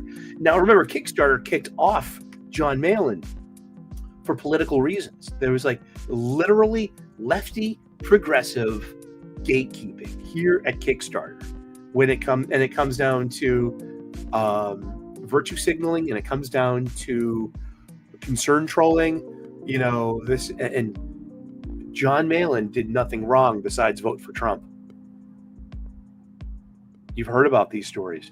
And this is where the leverages come and the pettiness comes. But Kickstarter is used by creators. So I don't have the ability to be picky choosy. John Malin does. He's like, I'm not going to profile anyone on my show that is running a Kickstarter. And that's his right. But all the same, creators are using Kickstarter. I recently backed an estimated delivery September 2025. Mark Miller's wonderful daughter, Emily, and her third book, Bird Dad. I got her second book here, or her first book. I got a 2-pack of her books. One was called Just So Gus, which was a wonderfully light tale of just Gus, this mouse, and it was very Sunday comic book like. It had no dialogue, and it was drawn and story by Emily Brooks Miller, Mark Miller's eldest daughter. She's like 27. She's got a master's from and she's got a sense of humor like her dad that comes out in this, as told by rats, and this is a lot more macabre. So here's a sample of Emily Brooks Miller's art and sense of humor. If you remember unfunnies on Top Cow, the first line of Millerverse stuff, you'll know Mark Miller's keen and savage sense of humor. And I think she's an acorn to that family tree. So I was happy to back. So I gave to Elle as Just So Gus. And I didn't want to give her As Told by Rats because it's rather bleak, it's rather macabre, it's rather, it's rather black sense of humor. And I didn't want to be giving a teenager, you know what I mean, in these sensitive days, like things that like have like could be controversial or envelope pushing. Maybe when she's 18, I'll be happy to give this to her if she remembers it. But I picked up Bird Dad and Bird Dad has been an ongoing in the back of Mark Miller's books. If you're out there buying his image stuff from the past 2 years or his Dark Horse stuff, the last page in a Mark Miller verse book is always Bird Dad by Emily Brooks Miller, or it's something that she's done, and she draws it, colors it, stories, a dialogue when needed, usually in the gutters telling a narrative caption, but it's I love it, and I love her sense of humor, and I love her art style, and she's a gem. And this isn't about gatekeeping, this is about torch passing, and that's how you should treat all the noobs and all the kids. It's not about gatekeeping, it's about torch passing. Pass the torch, keep this wonderful thing going. I backed Aaron Sparrow and Renzo's Kneel Before Doomface. So if this is going to be a key issue, it's going to be the first comic books appearance of yours truly, Reverend Sully. Me and the aficionados gang were in the background of one panel. And it's kind of a who's who. I'll be wearing a baseball style cap. That's a Renzo, didn't see like the newsy style cap, but that's fine. I got the 8 cover, which is an estimated delivery is May 2025. We've passed that, but we're okay because he's still finishing it up. He's still lettering it and putting the final touches on it. I've got all the faith in the world. I've also backed Robert Meyer Burnett's radio drama, True Noir, the assassination of Anton Cernak. And I got the it suffered some setbacks, and it's from Road to Perdition author Max Allan Collins, based on his award-winning Nathan Heller novels. So this is gumshoe detective from like LA 1940s. If you're a Star Trek Next Generation fan, you already know who Dixon Hill is. It's Captain Picard's, escapism and fantasy in the holodeck, being a gumshoe 1930s private dick in LA with fast women and Tommy guns and just that kind of stuff. I'm Robert Meyer Burnett. I was so glad to get that. Well, I'm still waiting for it. Estimated delivery was September 2024, but it had, it came across and it overcame its problems and its stumbles. So I will eventually get the Blu-ray, which is it's audio only. It's an old-fashioned radio play. So there are ambient sound effects, incidental musics, and a full cast starring Michael Rosenbaum as Nathan Heller himself. Katie Sackhoff of Battlestar Galactica is in it. The list goes on and on. It's got a great cast, and he made this happen with his connections. Robert Meyer Burnett, I love the guy. I'm trying to get him on an episode of Aficionados. He's a huge comic book guy. Fucking for Our Future by Jesse Blaze Snyder, As Told by Rats, and Be More Gus. Yeah, Be More Gus. That came last year, and that was great. And the G.I. Joe, A Real American Hero compendium set, and that's how much I paid for it, $396. And I haven't started reading them yet. And I had 3 add-ons. King of Kings by Jesse Snyder. And this was an interesting one. I ordered this way back in 2023 or 2022. And maybe it will show when I, when did I? This is Drew, otherwise known as Dolan Waddick. He's one of my friends. We hung out in in Dallas. This was a little Live and Learn. You know, my gratitude show. That's the name of the show, Live and Learn. Born of Blood Special Edition. I ordered it, but it was my first Kickstarter, and I had no idea what was going on. I was getting all these emails for put here to click, add your information to receive your perk, and I was befuddled. I had no idea about the bye AL, see you soon. Thank you so very much. Happy Father's Day to the men in your life and your dad. You take good care of your dad, and we you know what I mean? We got your back. We're sending you all of our good energy all the time. Thank you so much. Sorry. But I had no idea what that meant. Why do you want my credit card information again? Like, why do you need my mailing address again? Am I getting double charged for this? I have no idea. No, that's just how Kickstarter works. You are backing the project. You might not get the book. Chances are there's a very slim probability that you might not get this book. That's why the book is not a sale. They're not selling you a book. They're selling you a perk. The perk is the finished product. And it's the exchange between patron and artist. And in this promise of delivering on this artistic endeavor. And then why we crowd fund this artist, this endeavor, this artistic endeavor. That is why it makes me feel like a real patron. Because I really am a patron. But that was my first ever Kickstarter. You can tell because it's at the bottom most of the list, and it confused the hell out of me. I ended up not getting the book. I ended up dropping the ball and missing the deadline just because I was so confused with it. I didn't know what I agreed to. Someone had to explain this to me later on. Be like, no, this is how Kickstarter works. It uses a lot of different terminology on Indiegogo. And we've got one more to go. Jesus, it's an hour and a half already. We haven't even gotten to our comics yet. This one's shorter. This is Fund My Comic. Fund My Comic, I believe, was started by Luke Stone, someone in the community that adjacent to Comicsgate or even CG. I'm not too sure, but I've only heard of him. And he wanted to make an alternative for to people that get shut out of Kickstarter. So Cecil got kicked out of Kickstarter, just like John Malin did.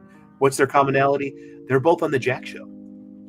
And why? Well, because it was some anti-trans messaging or something, and that's the going joke with Cecil at the end of Cash Grab 1 goes to prison, so he claims he's a woman to go to women's prison, so he doesn't, it's less of a hard time, and that's where it's a farcical antics and satire of current goings on, but it's a verboten subject with lefty progressives and those kind of type of people, I guess, that think that humor is hate, and that kind of equivocation. It's just far from it.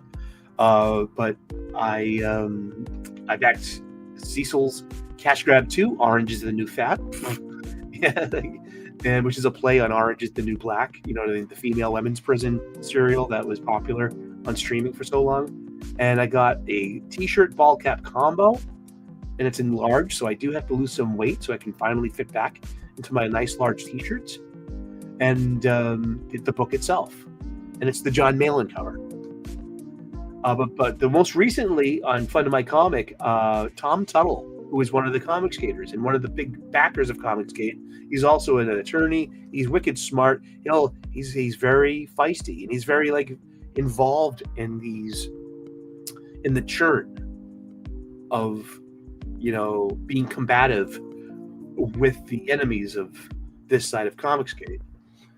And so it's I love the guy, though. I love following him. He's wicked smart. We have the same sense of humor, movie quotes, quell, source.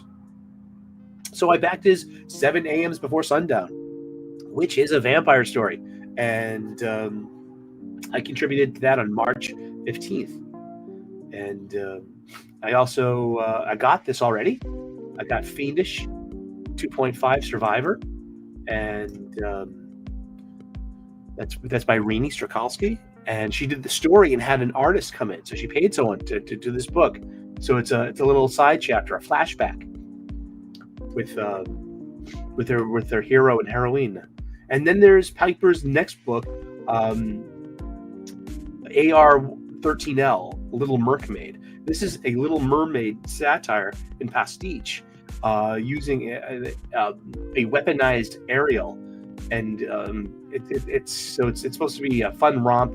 You know what I mean? Cheeky humor. Cheesecakey mermaid to look at. See, Piper keeps us in the loop on this. This is late by a year, going on a year, but we know that the physical edition is coming out soon. And that, those are the comics I have funded. And there's two more out there that is not included on all of these, and it's the Mighty Golden Patriot by Yellow Flash and Kevin Dillard on Ripascend, and there's Shane Davis's Inglorious Rex 3, the Ethan Van Sciver foil cover, which I purchased right through his own website. Hey, Mark. So happy to see you made it to Dallas, Eric. Very cool to see many aficionados in one place. Me too. And we made, it was just real life friendships now. That's great. I think that goes a long way on the show as well. What did I get from the comic book shop this week? Well, hold on. Let's finish up this thought, though. Okay, so I'm obviously knee deep in the Comicsgate side of the aisle, and when it comes to backing lots of books or enough books. I don't back everyone's books, but I back enough books. And I'm an Ethan Van Sciver fan, and I'm not criticizing his sense of humor. He's got the right to say anything he wants. People come and go from this sphere all the time. I will not be missed. I'm not making a grand departure announcement. I can come and go as I please. I follow a lot of people on Twitter X. Ethan follows me on Twitter X. I follow him. The only Jack Show member, he's also too cool for anything, is John Malin. That doesn't follow me. Anna and Cecil do. And Jack Show is a part of, about celebrating this side of the aisle. This sense of humor, we defend. There is a valid point to defending dirty jokes and defending bad words. And if you're so oversensitive, go away. And that's what I'm doing. I'm not being oversensitive. These downright, what is it doing to me? If this is all I'm consuming, if it was food, I would be a lot fatter and a lot worse health. You will become what you consume, and that matters with the content, the books you read, the music you listen to. I don't listen to heavy metal anymore. None of that angry, over-aggressive stuff. You know what I mean? I like jazz music now. I like Queens of the Stone Age, and they rock, so I still can rock and roll. But yeah, exactly. And it's but it's gotten way too tribal. And I guess the big part is I really feel that there is no room for dissent, and that it'll be problematic. I don't want to generate interest in me. I don't want to have Twitter fight with these people. And it changed because a lot of my feelings solidified at Dallas Fan Expo. When I met Eric, July, when I met the Soska sisters, when I had never had a problem with Gary, and that's Ethan's thing. And Ethan wants to shit on Gary's book, and it's ghostwritten, and I can hear Gary in my mind. He's like, "Hey, dude, I can barely spell. Of course, I need the help."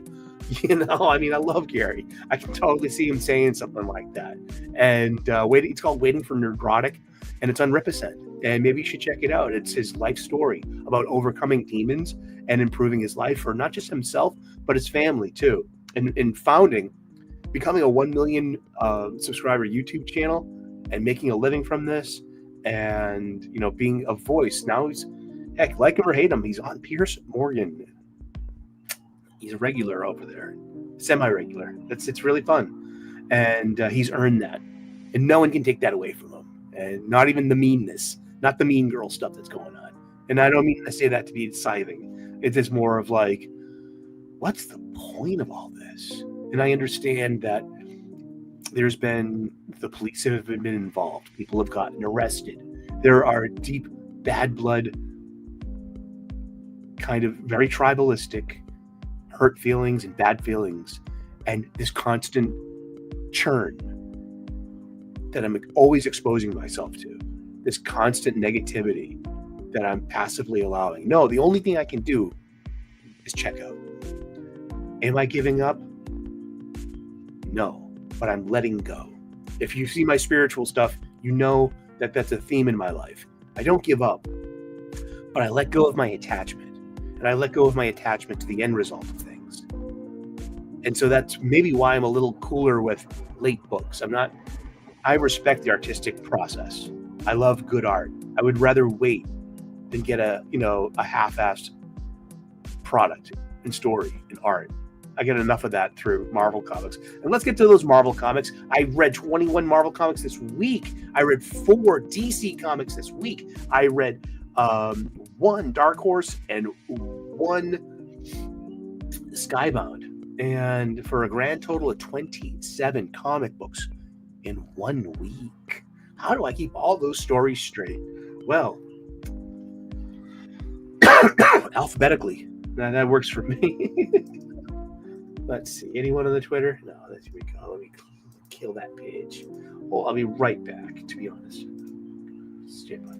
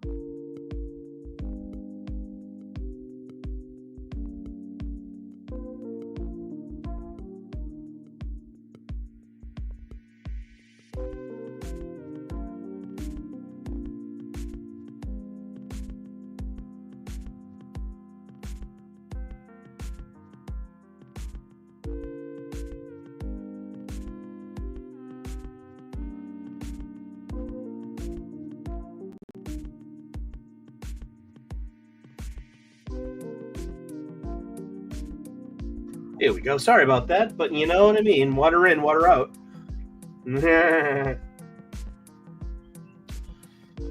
So, yeah, let's just go down the list alphabetically. What did we read this week? We read 21 Marvel comics, and I bought none of them. They weren't that good. Oof. Avengers Academy Assemble, #1. Remember, it's June, so it's Pride Month, so you're going to get stories and art that's on the queer side of life. If that's, you have to agree to buying or reading these books. So if that's kind of stuff, upsets you, then avoid this. And Avengers Academy Assemble, #1, is most definitely it's teen heroes in love. Yeah, it's printed up Marvel Infinity content too. These are teen Avengers Academy web comics,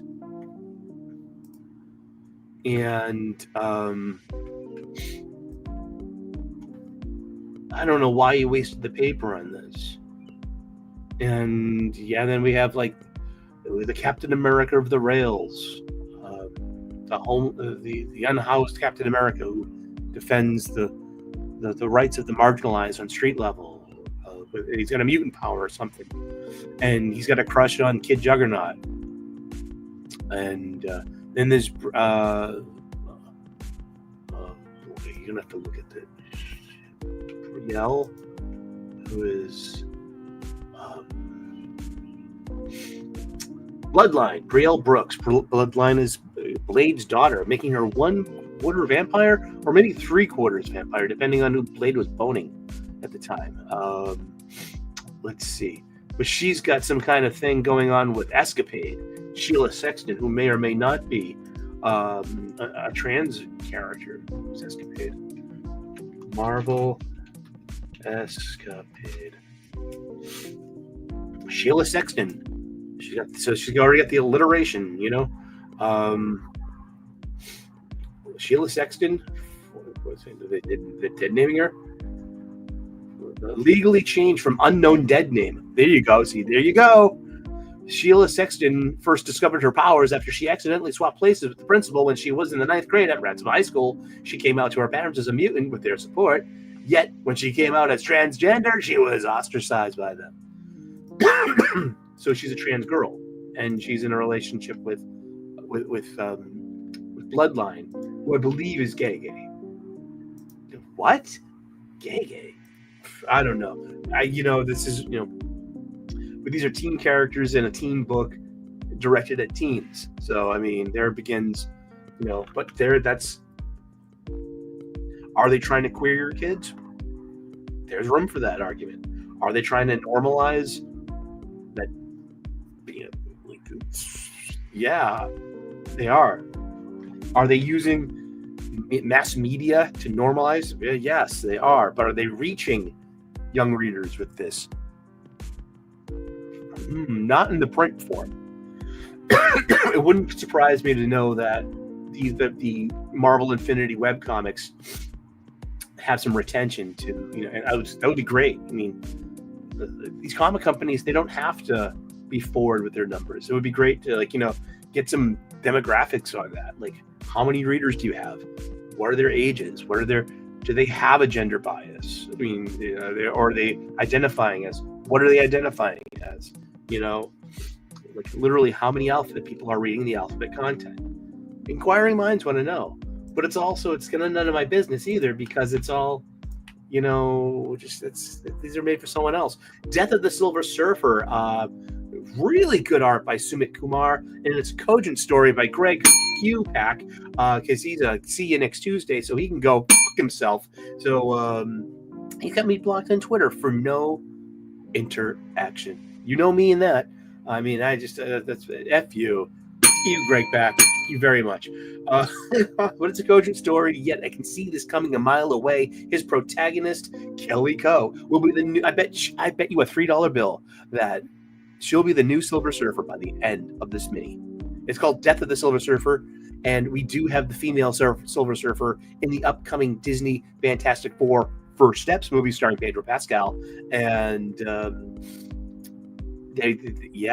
and this is called corporate syzygy.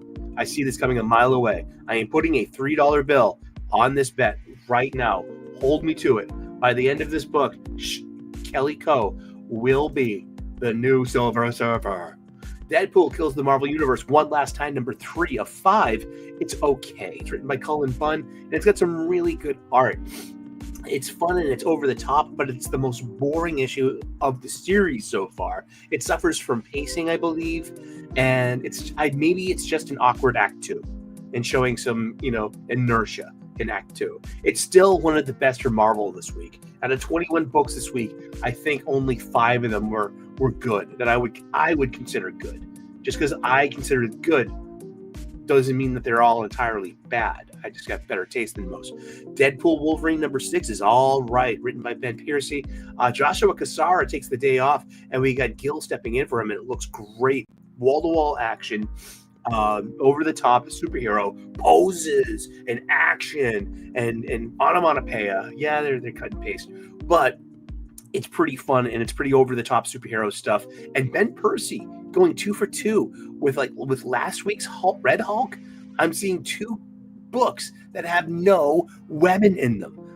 These fail the Bechdel test like a motherfucker. Happy Father's Day, you motherfuckers. Yeah, and I'm like, that pleases me. Yes, it does. Not because I'm misogynist, and I'm not because I'm anti-feminist. It's because the culture war bullshit. I mean, this is the lens you have to put through. And now it's easy to be like, hey, this doesn't pass the Bechdel test. And I'm here for that. Eddie Brock Carnage number 5 got the sauce. Juan Ramirez steps in for Jesus Saez on this issue. Juan Ramirez did Nightclub and Nightclub 2 with Mark Miller on the Millerverse. Really good up-and-coming artist. Deserves this spot this chance at the table. This is one of my favorite ongoing Marvel magazines, and you could be sleeping on this. Seriously, there are a few Marvel books that I think people are sleeping on. This would be one of them. The other one is got to be also from this week is Ultimate Black Panther. We'll get to that in just a minute.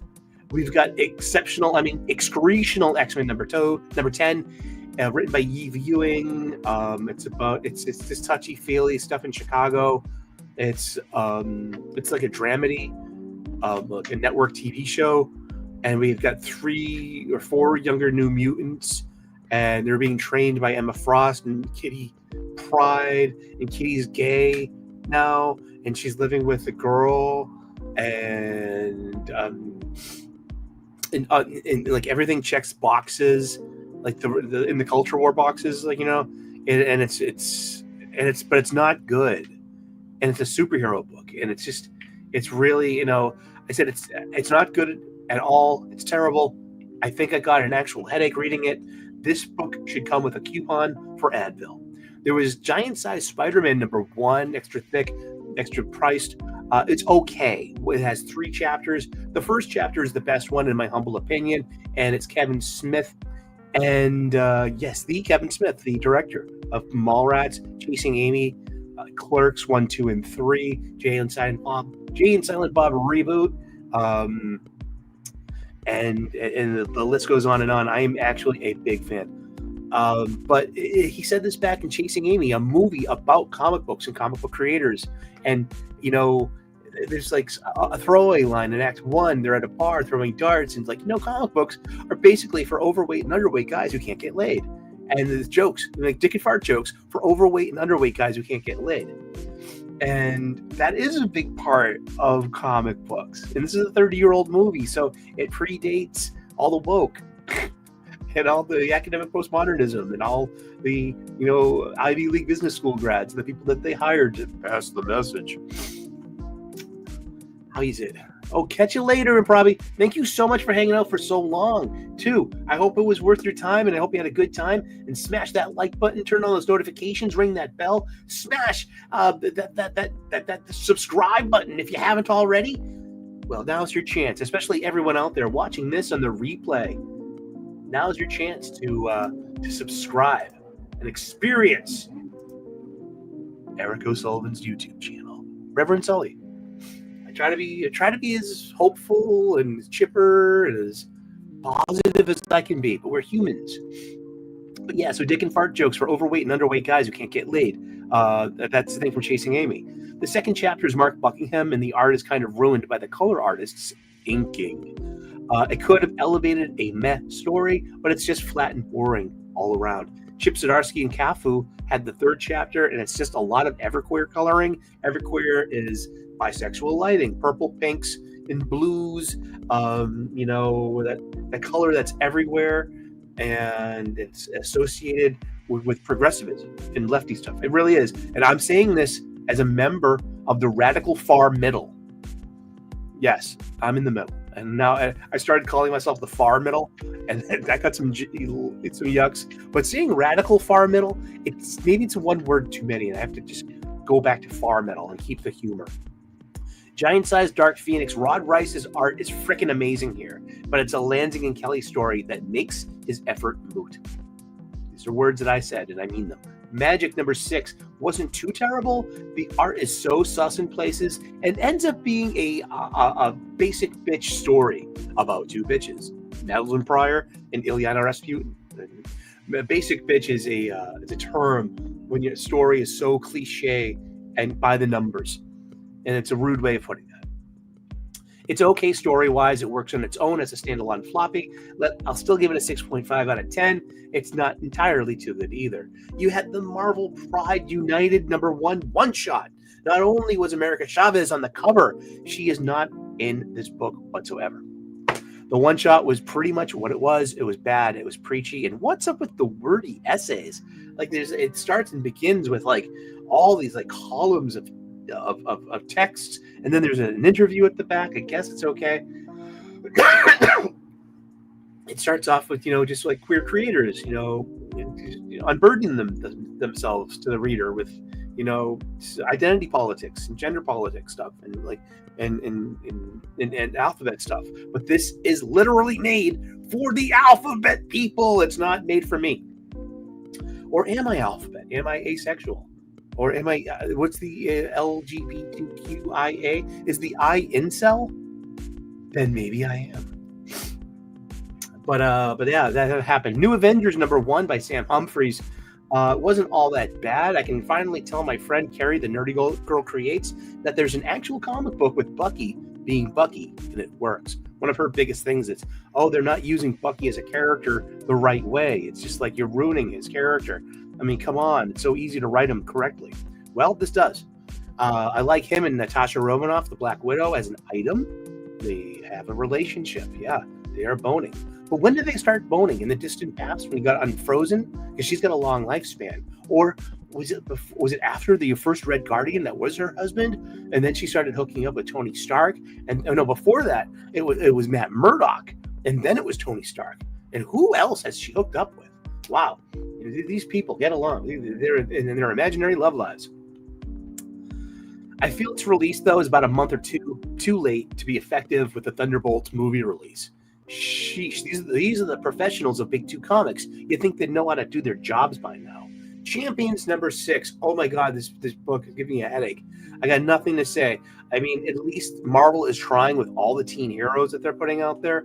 There are like 3 teen heroes and 16 heroes, all derivative of someone else's costume and legacy, and 3 supervillains. 3. So there are at least like 9 teen characters. 9 teenage characters in this one book, New Champions. I'd like to say that Marvel is trying with all the teen heroes, yet with Avengers Academy, Strange Academy / Doom Academy right now. Oh, hello, Coyote P. I liked Moon Knight, but I haven't kept up with it.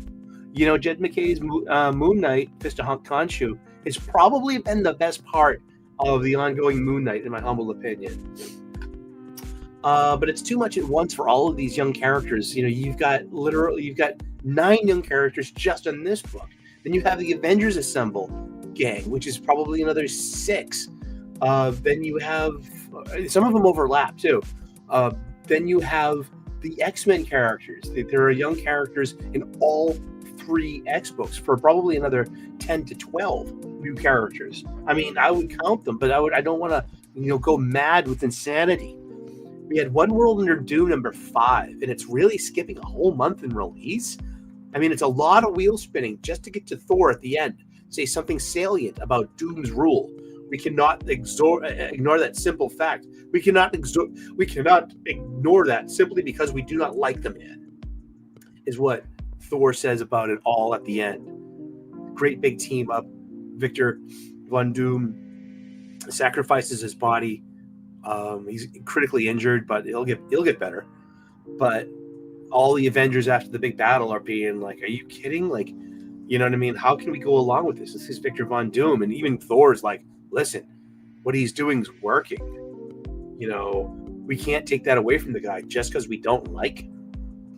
Phoenix #12, a whole issue of basically nothing happening. Sarah Gray, which is Jean Grey's long-lost dead sister, is living adjacent to the White Hot Room in her own kind of mind space and recreated her body. So she's now a character, and it's issue 12, and it's all info dump, and nothing happens but talking, and then Cable kicks in the door at the end. And, who is reading this? I never read Runaways to begin with. Runaways #1 comes out this week. It's a new volume. I hear Runaways was really good too. So I never read Runaways to begin with. It's a title and character. The title and characters have flown under my radar since their introduction. I've heard great things about the initial run as well. This book ain't got it. It's pretty boring. Elena Casagrande's line art is tight, but what is it of? Page after page after page of conversations. Yikes. We get Spider-Girl #1. It's a spin-off character from Dan Slott and Christo Gage's Spider-Boy, Bailey Briggs. And I kind of expected more from a Torrin Grönbeck book, to be honest. She's impressed me a few times in the past couple of years. But Spider-Girl #1 is a nothing burger. The line art is the strongest part. The panel and fight scenes are tight, yet it's boring. Instead of the House of Ideas, it's the House of Boredom. I'm a big Star Wars fan. Star Wars #2 came out, the new volume of the post-Return of the Jedi stories. All roads lead to the sequel trilogy. How excited am I supposed to, be about this? Bad. And I wrote that 5 times.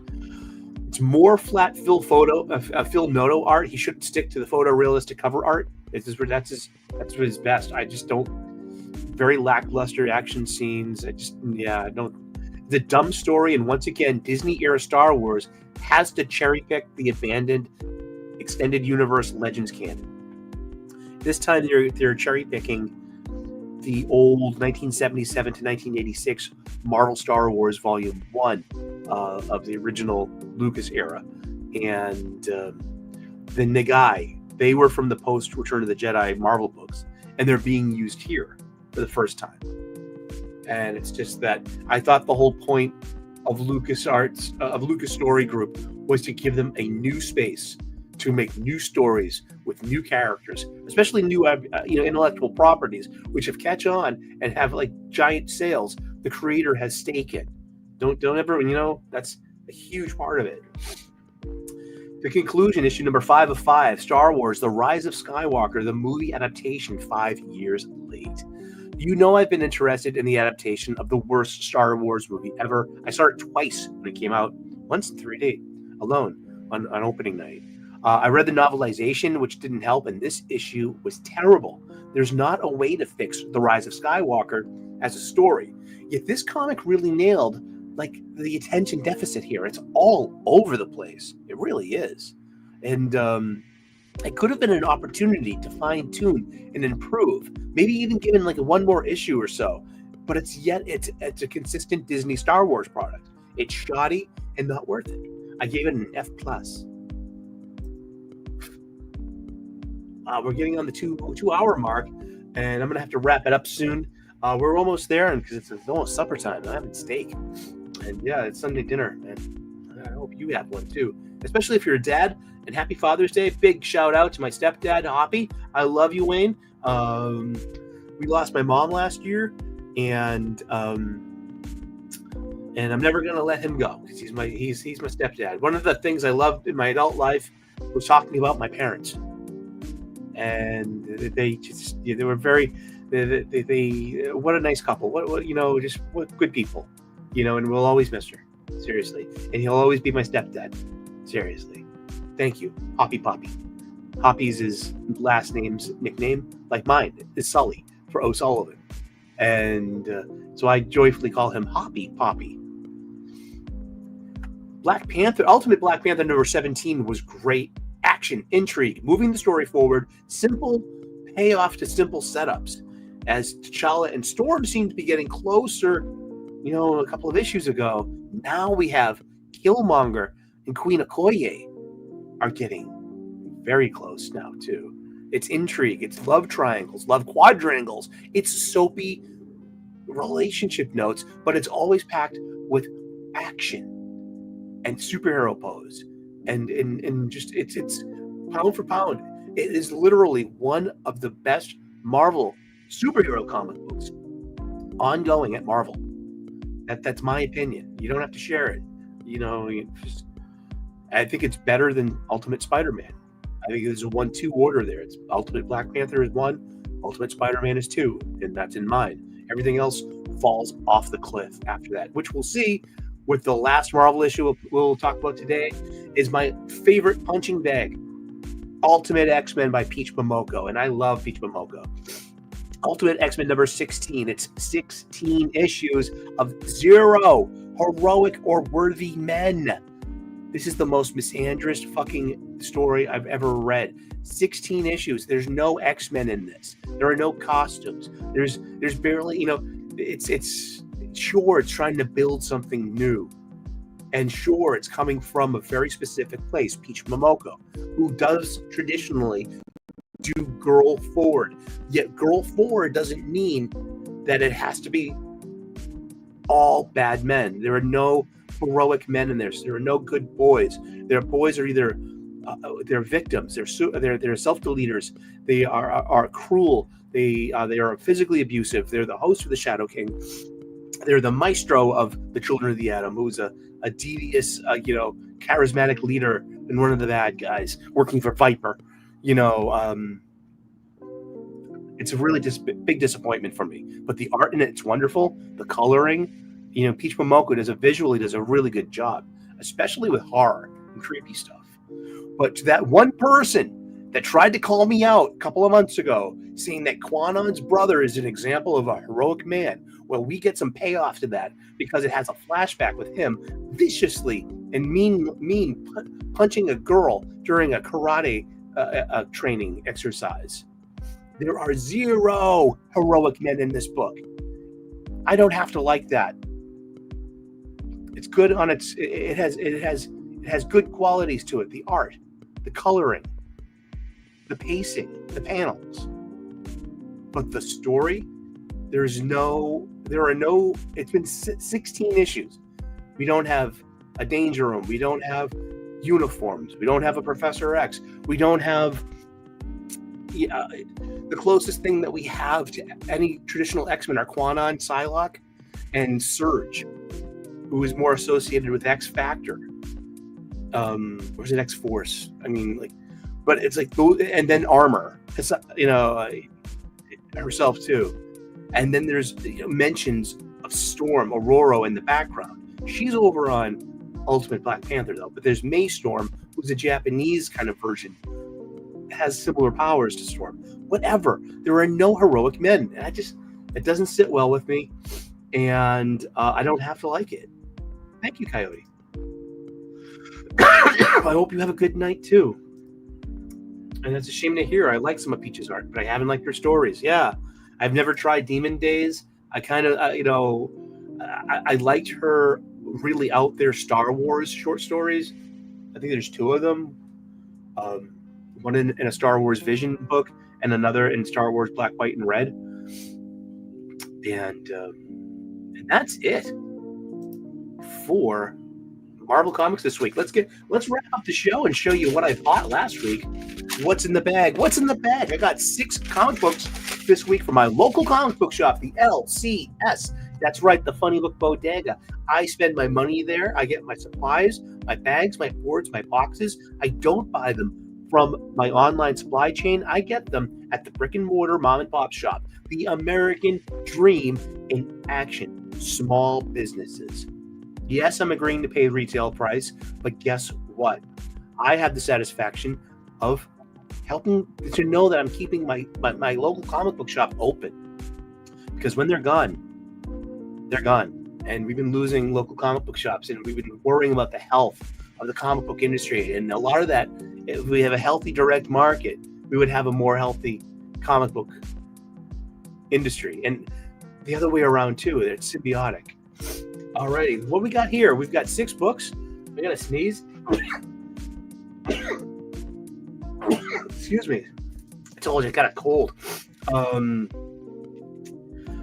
Robin, okay, this is a good story. I noticed this 1 in 25 variant cover, and I had enough. So I made an appeal to the artist of this cover, who also did Etrigan and Hitman with Garth Ennis. It's John McCrae. He's a really good artist, and I've loved his stuff for decades. And he's blocked me on Twitter. So I have not a burner account. I've got a Star Wars parody account, a character I made called Plaid Palpatine. And so I tweeted him from Plaid Palpatine saying, "Hi, my name's Eric O'Sullivan, and my main account is this, Rev Sully on Twitter." And I mean, we've never had an exchange, and I'm blocked by you.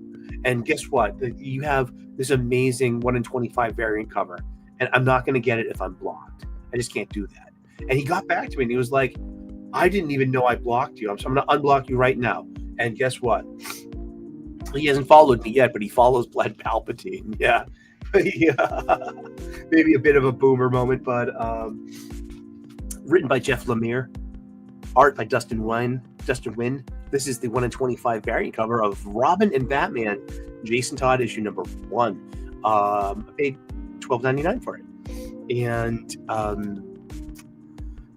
let's see, it's about Jason. This is Jason Todd, year 1, and he's a younger Robin. He looks like he's about 10 or 11 years old. I think younger Robins work the best because it gives Batman something more to worry about.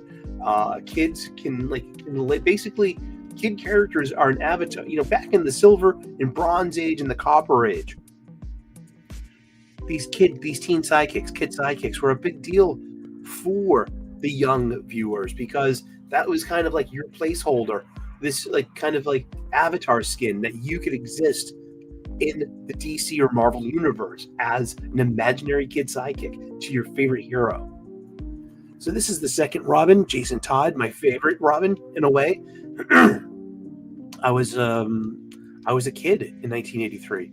I was 11 years old, 10 years old for most of it, and we get a new Robin because Dick takes on the mantle of Nightwing and graduates himself over at Teen Titans, and we get this new Robin, and his origin story got rebooted after Crisis on Infinite Earths. Before that, he was a nice kid with no mental issues, and he was basically kind of like a cut and paste character clone of Dick Grayson. He was an acrobat, and his parents, he was an orphan, but he had red hair that he dyed black, and he originally had a new uniform, but he went back to the classic, golden, silver, Bronze Age Robin uniform. Then comes Crisis on Infinite Earths, where they have to change Jason Todd's origin story to be a down-in-his-luck urchin kid living in Gotham with gangster father and a dead druggy mother. And he was caught by Batman as an 8-year-old kid stealing the wheels off the Batmobile in Crime Alley. Batman parks the car and he comes back and the car's boosted. It's up on bricks. And there's this little kid stealing his tires. That's Jason Todd. And that's the post-Crisis on Infinite Earths Jason Todd origin story. So this picks up shortly after that, after some training. So Jason looks to be about 10 or 11 years old here. I love the younger Robin because they're higher stakes and it's more fun that way. And it's like, when you rapidly age these kids, it causes trouble further down the line, especially in the age of the hero itself. So buttons. So this is, I'm not too thrilled with the design of Robin 2's outfit. I am a big stickler for sticking to a Robin look that looks, it does look, but with the black pants and arms. He's in short pants and pixie boots. I mean, everyone's like, that's not hyper real. That's no armor. That's like, he gains that over the years. I mean, Judd Winnick did a great job of that in his own animated adaptation of Under the Red Hood. It's a Batman animated movie. And Judd Winnick wrote the return of Jason Todd. But in the animated movie, it starts with with Jason as a kid in the most classic Robin outfit, short pants and pixie boots. And fast forward a few years later, he's older, he's angrier, and he's got that more of an armor. Actually, he's got the 1 year later look, I believe, in this, which was like Tim Drake had. It looked like Gotcha Man, Battle of the Planets.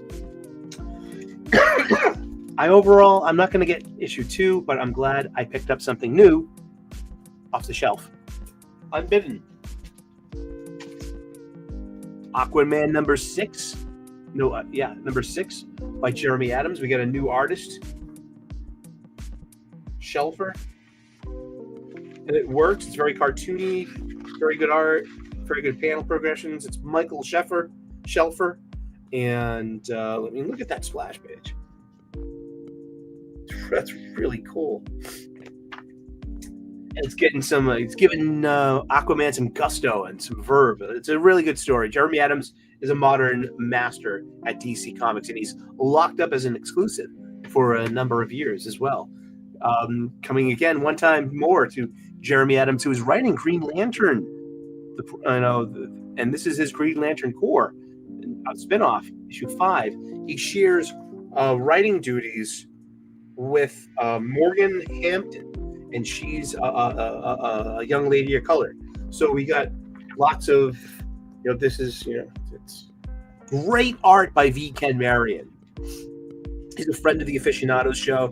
I've met him too. Great art, really tight art. So the Guy Gardner beats are really good, and then the whole, Teen Lantern and Ellie, the construct made that thinks it's John Stewart's little dead sister. But hey, it's Green Lantern Corps. It's pretty good. I'm still reading it. Resurrection Man #3 by Ram V, Anad RK, and these opening pages, the last stuff we might see from Butch Jackson Jice. And this is my kind of comic. It's got some it's Black Label. I just don't know why that they don't just do something like this or the next Hellblazer on Vertigo. I mean, shouldn't we try? Shouldn't we? Like, where's the Vertigo stuff? Vertigo got reinvented as an imprint. Where is it? And it offers us some director's cut stuff with some black and whites at the end of the book. Great stuff. Really good. This is Ram V. I'm a big fan of him. Big one this week was Transformers #21. That's a Daniel Warren Johnson cover. That's Shredhead, the new Autobot made from several sparks that Cliffjumper brought to Cybertron and threw into the Matrix, and spit out Shredhead, who was a warrior. He's here to kick some Decepticon ass. And this is a really good book. Art by Jorge Corona. Great fight scenes. It's just moving the story forward. There's a nice big battle between Decepticons and Megatron. Decepticons with Megatron and the Autobots and Optimus Prime. And Optimus knows he has to lose the arm, Megatron's arm that's been grafted onto him. He's got to get, because it's causing, it's like kind of like Idle Hands, the Seth Green Jessica Alba movie. It's starting to possess him because it's so evil. It's Megatron's blaster cannon arm, so he has to painfully have it extracted, and then the aerial bots show up. And this is my pick of the week, and this is Robo Wolf #1 on Dark Horse Comics, written and art by Jake Smith. This is a real blast. I love the colors. Press start. Look at these. The trade dress and the design. It's all evocative of the late 1980s, early 1990s. The story is meant to be a lot like the story of a video game. And also, I'm catching whiffs of something that I'm really delighted with. Look at this. Look at this sick splash page introducing our lead character, Robo Wolf. And great colors. I mean, I like the art, the panel progressions, the story told. This is a 3-issue mini. I'm in for this. I really am. That's supporting an indie comic. But this also not just reminds me of video game stories, but also of Mirage Press of the late 1980s, of the early Teenage Mutant Ninja Turtles. But not just that. The copious amounts of knockoffs. You had like radioactive black belt hamsters, Miami mice. You had a whole slew of these like anthropomorphic animals in the style and like this tone of what Eastman and Laird were doing over on Mirage with TMNT. And that's about it. I'm exhausted. I got to make supper. We've been going on for 2 hours and 15 minutes. It's a huge show for our little channel. So if you're new to the station, if you came over for Wes's Thinking Critical, it's Comics Aficionados, or Patreon, please do me a favor and smash that subscribe button. We are a small channel and we're growing. We're on our way to our first 1 million. And we can't do it without your help. So please subscribe to the channel, smash the like button, ring that bell, turn on the notifications, leave a comment, hit the share button. Any one of these or all of these helps the algorithm suggest our little show to someone that might want to just chill out and talk about comic books for a bit. Thank you so very much. Look for the return of the gratitude show coming later this week. We'll figure it out. I'm coming back to work tomorrow, but we have to work in a remote location, so I don't know about Wi-Fi accessibility or how much we're allowed to even handle our phones. So that, if I gotta upload it later, that's what I'll do, and I'll get it done. And because the gratitude show means a lot to hear. It's Live and Learn, the morning gratitude show, and it's made with love, and it's made to, help people like me, help people like you. With a little bit of gratitude, it goes a very long way in life.